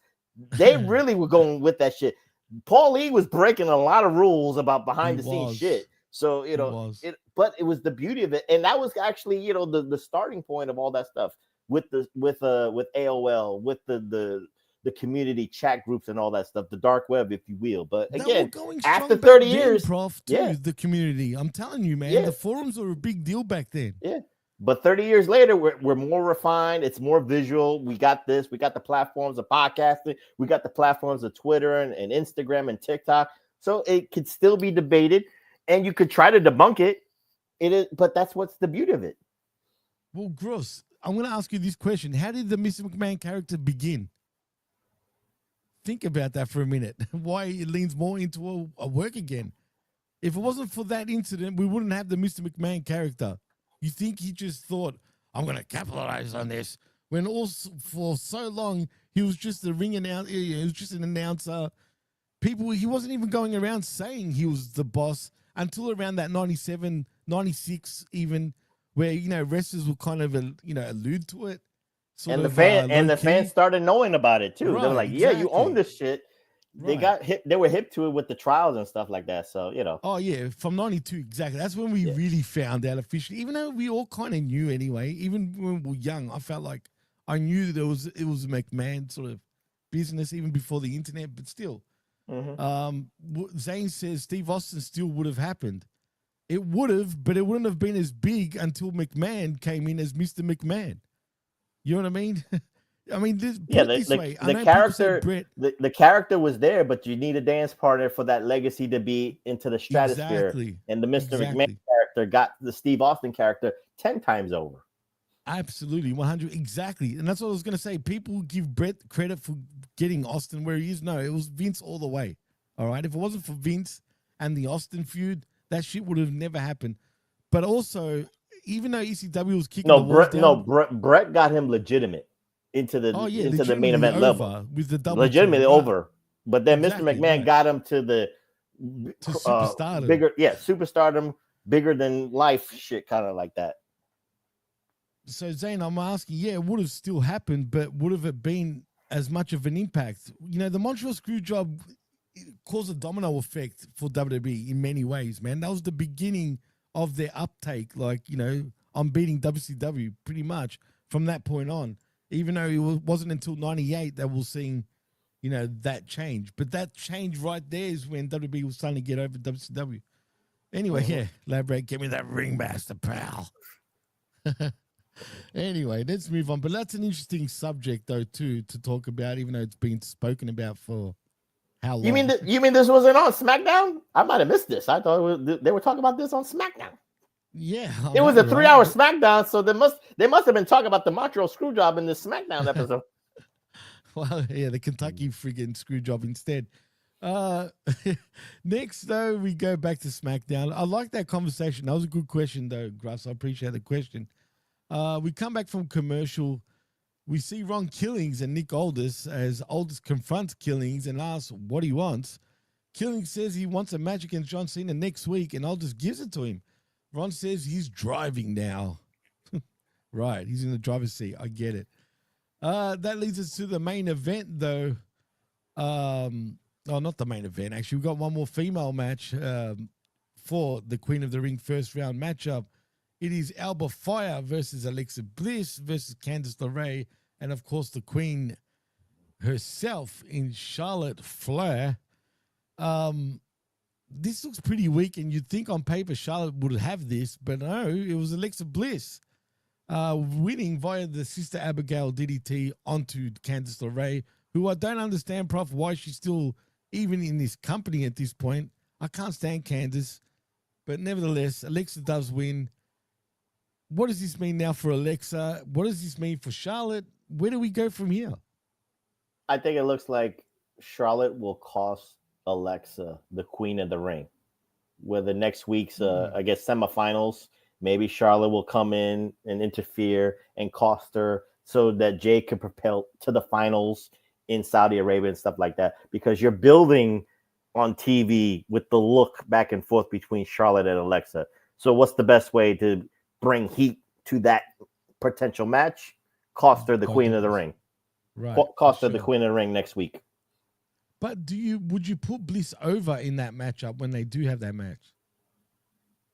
Well, I mean, you got Saturday night's main event. You got Evolution. No, it'll be Evolution, 100%. Yeah, so that could be one of the main events for Evolution. So, does Charlotte need a win at Evolution against Alexa Bliss? No.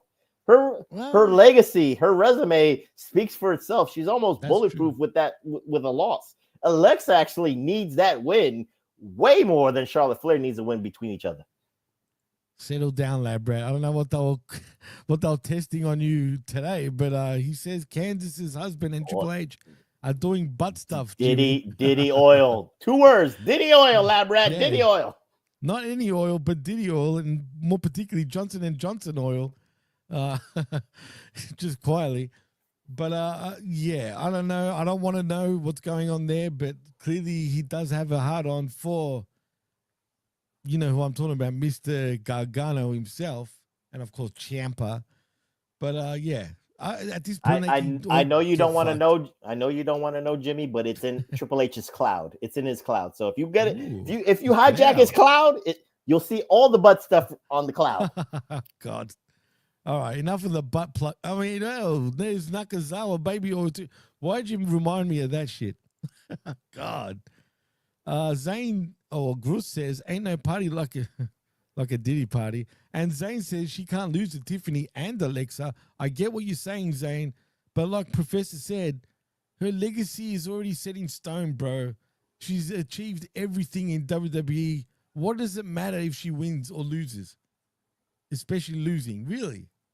Why do her job? Her job is to take these girls to the next level, get them over to the next level. She's already there. Exactly.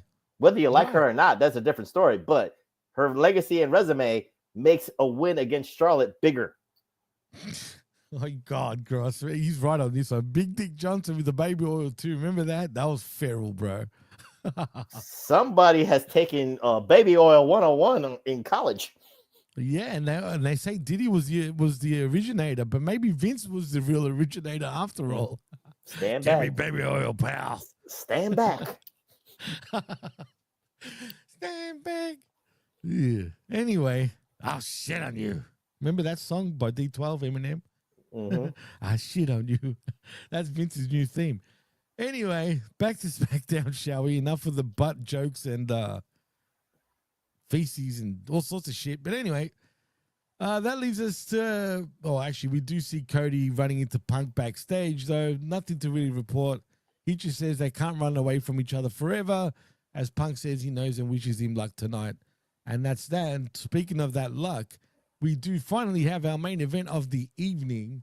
It is another King of the Ring first round matchup. This time it's Andrade El Idolo versus the American Nightmare, Cody Rhodes, and of course, Team Undertaker, like everybody says, in Damian Priest, and of course, the guy that's been hiding for quite a while, but he's back in Shinsuke. I don't care anymore, Nakamura, and I hate saying that because I'm a huge fan of Nakamura's.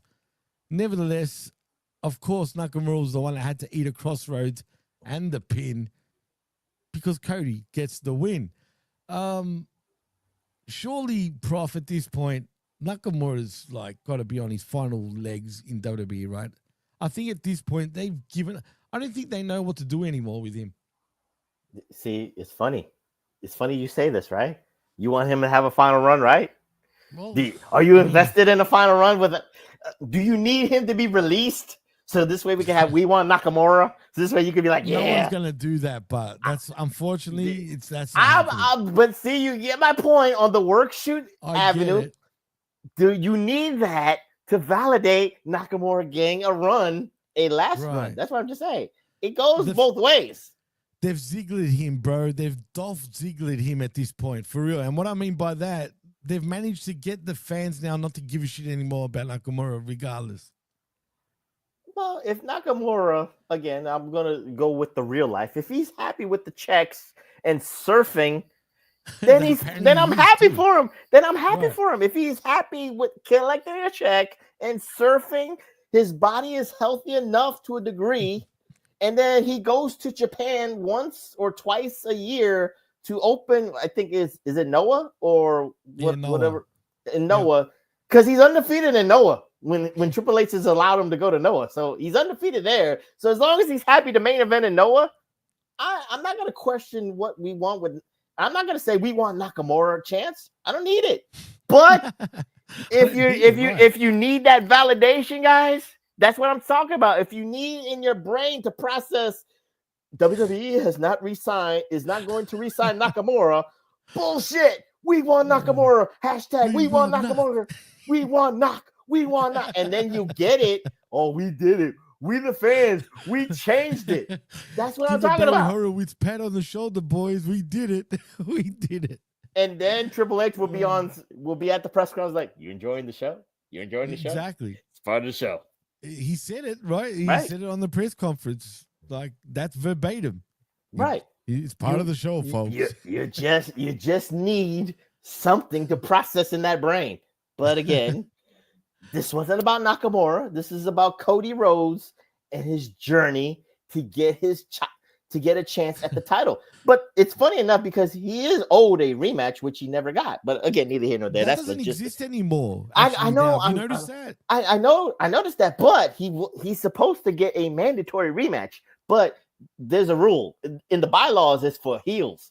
Heels who are former champions get the automatic rematch. Baby faces don't. They got to work for it again. Weird. It's weird. It's weird, but it's in the bylaws, and neither here nor there. But again, opportunities are endless. Do you want a Cody versus Randy Orton kind of finals in the King of the Ring tournament? But again, Sami Zayn won his match for the King of the Ring qualifying match. Again, we don't know if Jey Uso is going to be a mystery opponent for his slot in the King of the Ring. So again, with all that variables, guys, you could go any which way.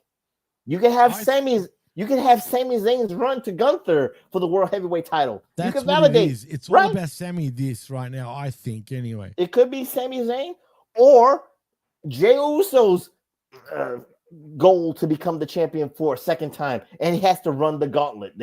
Just like Matt said, run the gauntlet. He's got to run a gauntlet, but this King of the Ring gauntlet. Gauntlet. I didn't say that. I did not say that. But I'm just saying the variables are there, Jimmy. It can make sense either way. But do you want the Cody versus Randy final? Do you want to blow your load for that match at Night of Champions? Right there. It is. But do you want to blow your load for Saudi Arabia blood money? Or do you want to you want it to slow burn and percolate for SummerSlam and stuff like that? Just percolate a little bit, nice and fine, But I do think it's all about Sami, but also has a lot to do with also Cody and Jay. I think. Do you remember when Jay first won the World Heavyweight Championship? How Zayn was teasing like he was going to turn. Mm-hmm. You felt it. You know what I'm talking about, right? For Yeah. the next 2 weeks, and then they just dropped it. No, they didn't drop it. You just have to Well, remember it, and you then they know will what I mean. validate, and they will validate Right. it when it comes. See, that's the thing. You know, I'm not saying I disagree with you, but I think people kind of like. There's a difference between. I don't want to use AEW, but again, AEW drops things and really does, completely. and completely drops it. Triple H. Now the Vince regime, I would agree with you 100%. But Triple H makes it a point to just leave it there. It's an Easter egg with him. Right. He right. never. He will always validate it when the time is right. But you just have to Right. remember that Easter egg when it's time to talk about it again. percolating. Yeah, it's all about percolating that egg. Put that oil up that egg, baby. Because I am the game. It's part of the show. But anyway, Are you constipated? no, Are you I constipated? agree, man. I think you need Pepto. You sounded constipated right there. Oh, well, he's been constipated for a long time. Mm-hmm. I'm just saying. But yeah, I mean, look, you see, you brought me back to confidence again with WWE. I'll give you that. You're a good. I'm not saying to be confident, Prof. I'm not saying to be confident with where You're they're doing going the with job, it, bro. You're doing the WWE I'm just job. saying it can be explained if people want to accept it or not. Nah, I can't it's convince you to common accept. sense. Yeah, Right. I can't No. convince If you think about it, it's actually there for all to see. But all of us, instead of not thinking, we just all up in arms. You know what I mean? So thank you for that, Prof, because you're talking logic, and it's all about logic. Mm-hmm. Just people don't see it, unfortunately. But and like I said, though, Cody does win, and that was SmackDown. Unfortunately for Nakamura, if he's enjoying surfing, like you said, by all means, I mean, do your thing, man. At the end of the day, he's towards the end of his career. I do Like you feel said, though is he in his 40s? Is he in his 40s too? Oh yeah, he's nearly 50 at this point. I'm pretty sure he's about 48 at this point. See, this is the problem I have, and this is not to you. It's just like this is social media. It's like, well, Nakamura needs to go to AEW so he can have these strong style matches with Kenny Omega and maybe Takeshita and shit like that. Like, dude, if he's about 50 years old, wrestle smart, not hard. That's what I'm trying to talk. All right. People gotta accept that. I went a bit too far. I said 48. He's actually 45. So still. But again, but in his 20s, right? In New Japan days, being the best during that time. But in his 20s, he was a strong style striker, taking headshots and shit like that, fighting strong style, right? Fighting Okada and shit like that, fighting Ibushi and shit like Ibushi. That was an awesome match, by the way. Hard hitting matches. My man is 45 years old. Let him surf. Let him let him do the spa days. He's earned it. Arigato yarimashita to that. 100%. What about Andrade, though? Gruz says, man, Andrade, similar situation, man. Before we go, we might as well answer everyone's questions. Andrade is another thing. I find them very similar because both don't know how to. I feel like they're not making enough of an effort to actually speak English properly, learn English properly. And I think that hurts them so much, man. I know people can point, say, for example, Io Sky and Kairi Sane, but the difference with them, their look, gets them past, the mainstream kind of likes the look of those women particularly, and they try. You can see them trying to make an effort. Whereas Nakamura and Andrade, I feel like they're just stuck in that same thing, and they try something different, but it never works because they just can't get to the fans. They can't, the fans can't relate to them. Do you know what I mean? Except for the hardcores, of course. It's a double-edged sword because, again, Andrade falls into this trap. And a lot of wrestlers, this is just my humble opinion, but a lot of today's wrestlers fall into the social media trap because, again, if I tweet, I don't tweet at wrestlers, but I said if I tweet at Andrade, you're being buried, you're being misused, you should go to AEW, you should go back to AEW, you was treated fairly. It's like, well, he was there. He felt like he wasn't treated fairly to a degree, even though he was having his 20-minute banger matches. In terms of match quality, but his mask, where was his mask? Whatever, but you get what I'm saying. But in AEW, he was having 20-minute bangers, and he wasn't happy for nothing. For nothing, I guess, for nothing, right? Now he Literally, comes for back, nothing. but now he comes back to WWE. What do you For nothing. for nothing too? So he is Same. where he is. I mean, Right. again, what do you want him to do?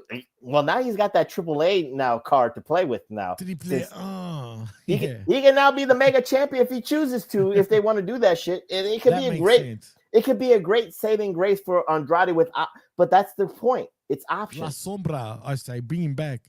No, but it's great to have options to go to certain organizations. If AAA is an option, so he could be the mega champion, then so be it. If he wants to leave WWE and be in the indies and tour around the country, that's his option too. AEW is an option, TNA is an option, all that stuff. But again, social media traps these wrestlers. When we say you're buried, you ain't going nowhere. Yep. That's why, and on the Hustle channel, I think a week or two ago, Billy Ray Valentine said that, you know, today's wrestling, you really are not producing stars, not in WWE, not That's in true. AEW. And He's my not wrong. retort back was, at least for the WWE side, is like the brand will It's never huge. again is huge, but they promote the brand. They Right. hardly promote the star to a degree. And what I'm trying to say, guys, before people say, well, Roman Reigns is stuff, there's a difference. That's the tiers.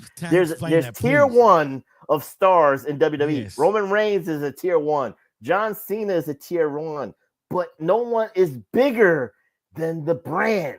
Exactly. Vince McMahon learned his lesson when Hulk Hogan left for WCW. You don't want to fall into that trap.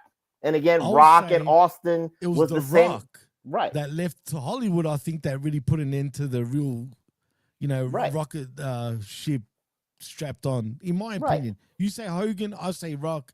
Nevertheless, it didn't go past that. After that, Right. not Cena, not Roman either. I don't care what anyone says.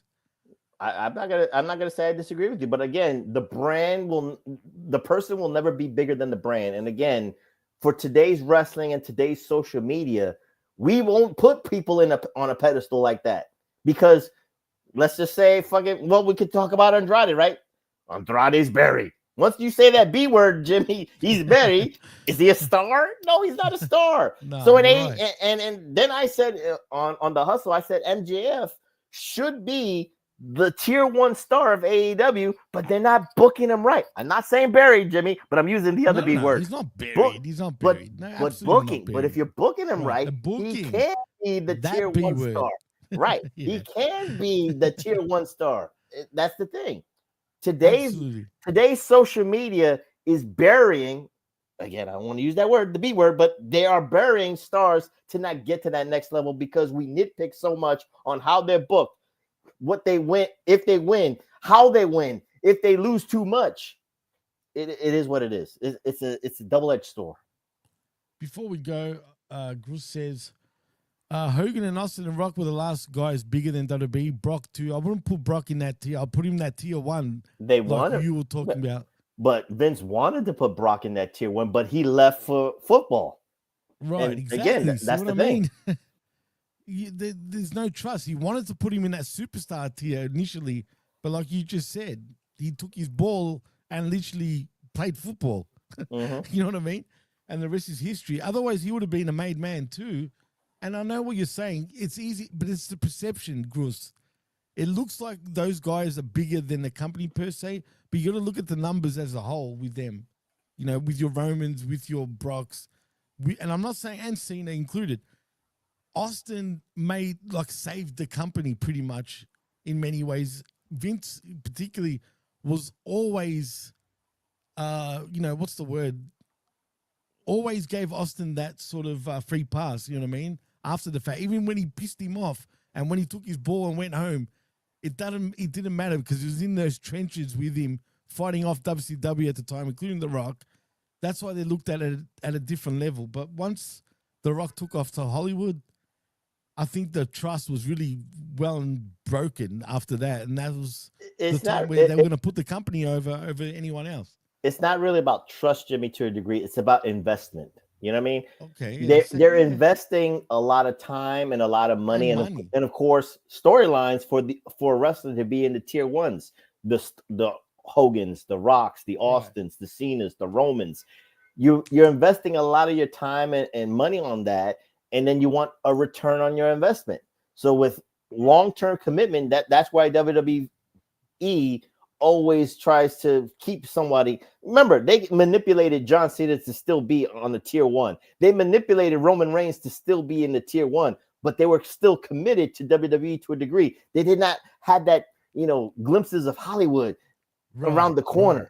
But now Cena is in Hollywood. Roman is sniffing. He wants to be like the next Aquaman, for DC if he wanted to be, and all that stuff. If he gets the call from Hollywood, Roman will do the same thing too, and then WWE will have to rebound and then reinvest in somebody else again. It goes. It's the circle of life in wrestling.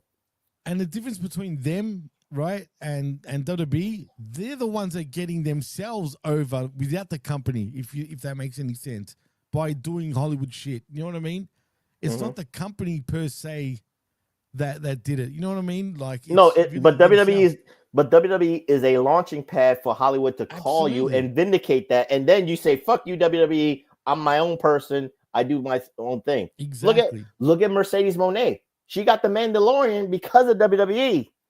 I'm waiting for the next project for Mercedes Moné, and it's not a dig at her, but she's supposed to get that. She's got rap. She could do a rap album and all that stuff. But again, she's got to market herself. Right. AEW is supposed to market her. AEW is supposed to brand her. That's what they don't do. They got to brand themselves. Swerve Strickland's got to brand himself for the fucking shoes.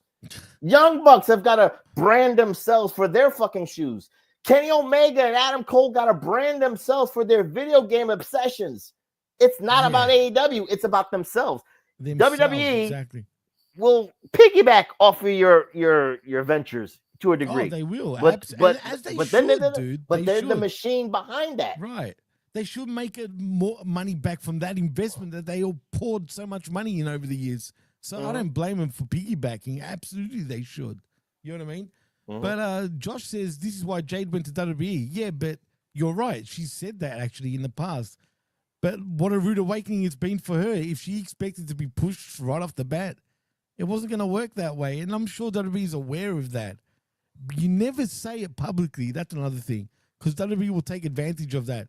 If they hear you saying that, they're going to make sure they humble you before they ever do anything with you. And I feel like they've done that with her. They will test your humility and they will test your ego to see how committed you are to it. 100%. You're not going to get it overnight. You will have to earn it. No. That's why you keep your mouth shut about your future ambitions. You know what I mean? But I guess you live and learn. Anyway, Prof, this was a great episode, man. I actually enjoyed the conversations we had towards the end of the show. So I think we should take it home, even though I could talk to you about all sorts of shit forever, man. I thoroughly enjoyed that. I actually enjoyed it too. The listeners, you should ask us more of these type of questions. This was different today. I kind of like the vibe of the show. So feel free to ask us whatever. You never know what rabbit hole we'll jump into, thanks to all of you guys in the chat. So in saying that, Prof, tell them what you're doing, what you're up to, and anything else you want to promote. Well, you can follow my YouTube channel, guys, PW Hustle PROF. That's where I upload all the content for the Pro Wrestling Reflection podcast. This weekend, guys, but next weekend I think we're going to do a spotlight, a greatest heel turn spotlight, where Jim Cornette betrayed the dynamic dudes of Shane Douglas and Johnny Ace. We're going to talk about that episode. Interesting. I love how you guys do that type of stuff because no one else, I'm telling you, on the internet probably has covered that. I'm telling you. And that's what makes you guys great, man. And again, I've said it a million times. I thoroughly enjoy listening to your guys' shows. Thank you. Obviously, Tommy Wonder and, JB whenever he's around. Shout out to JB, by the way. I've always enjoyed it, thoroughly enjoyed it. And you guys are still going strong after all these years. And I look forward to that, man. And you promoted where to follow you, obviously, right? Yeah, you can follow me on the Twitter at PWSOPROF2. Oh, there you go. As far as I go, you can follow me at DJ Mass Effects, but preferably at this time, follow me at the PWC Network because I can actually interact with y'all. Unfortunately, I'm still locked out. It's pissing me off because I did nothing wrong. They're trying to protect me, Prof. Instead, they went like this. So, whatever, Elon. Just saying. In saying that, just can't. You gotta cancel you gotta cancel it. Do a DJ Mass Effects 2. Oh man, I've done it too many times. I had over 1,000 followers. Just to get back to that is just. That's what's stopping me. But yeah, you're probably right, man. It's just I had wrestlers for Cena follows me, Karrion Kross follows me. I mean, come on, man. Are they gonna follow me again? I don't know, but you're gonna have to follow Elon and then slide in his DMs. No Diddy. Oh God, too much baby oil talk tonight. Might have to. Might have to join some Diddy parties. But anyway, in saying that, follow me at the PWC Network for the time being. Also, like and subscribe right here on MITB Group's YouTube channel. I know there's been a few of y'all, and I got to get to you guys, especially you, Arthur. I'm going to shout you out again. You know, right now, you can find us right here instead of channelattitude.com. I'm not sure what's going on. I know it's shutting by the end of the year. But for the time being, as far as I know, Ben said that the shows will stay for free for now. So come over here for all the latest shows for the time being at MITB Group YouTube channel. Please share it, like it, subscribe it, do your thing. Keep getting us out there because we really appreciate it. And of course, channelattitude.com for the time being. I have no idea what's going on, but $5 is all you need for the time Trust being. me, bro. Something's going on. Trust me, bro. It's a work bro. shoot. It's always a work shoot, but trust me, bro. Hey, Triple H is losing his job. I love you, Vince, just quietly. I don't want to shit. I don't want to shit on Uncle Vince, the big I ain't boss. say nothing. I just said, trust me, bro. That's all I have to say. Trust me, bro. Hey, man, he retweets our stuff every time, man. I can't hate on Vince. So shout out to Vinny Roo, Uncle Vinny Roo, that is. And, of course, for putting us on his platform. I mean, we really appreciate it. But in saying that, I am Jimmy T. He is the magnanimous, the glorious Professor Chabelo Vera Cruz. And you've been listening and watching The Smack Attack right here on MITB Group's YouTube channel. Until next time, we're out. Peace.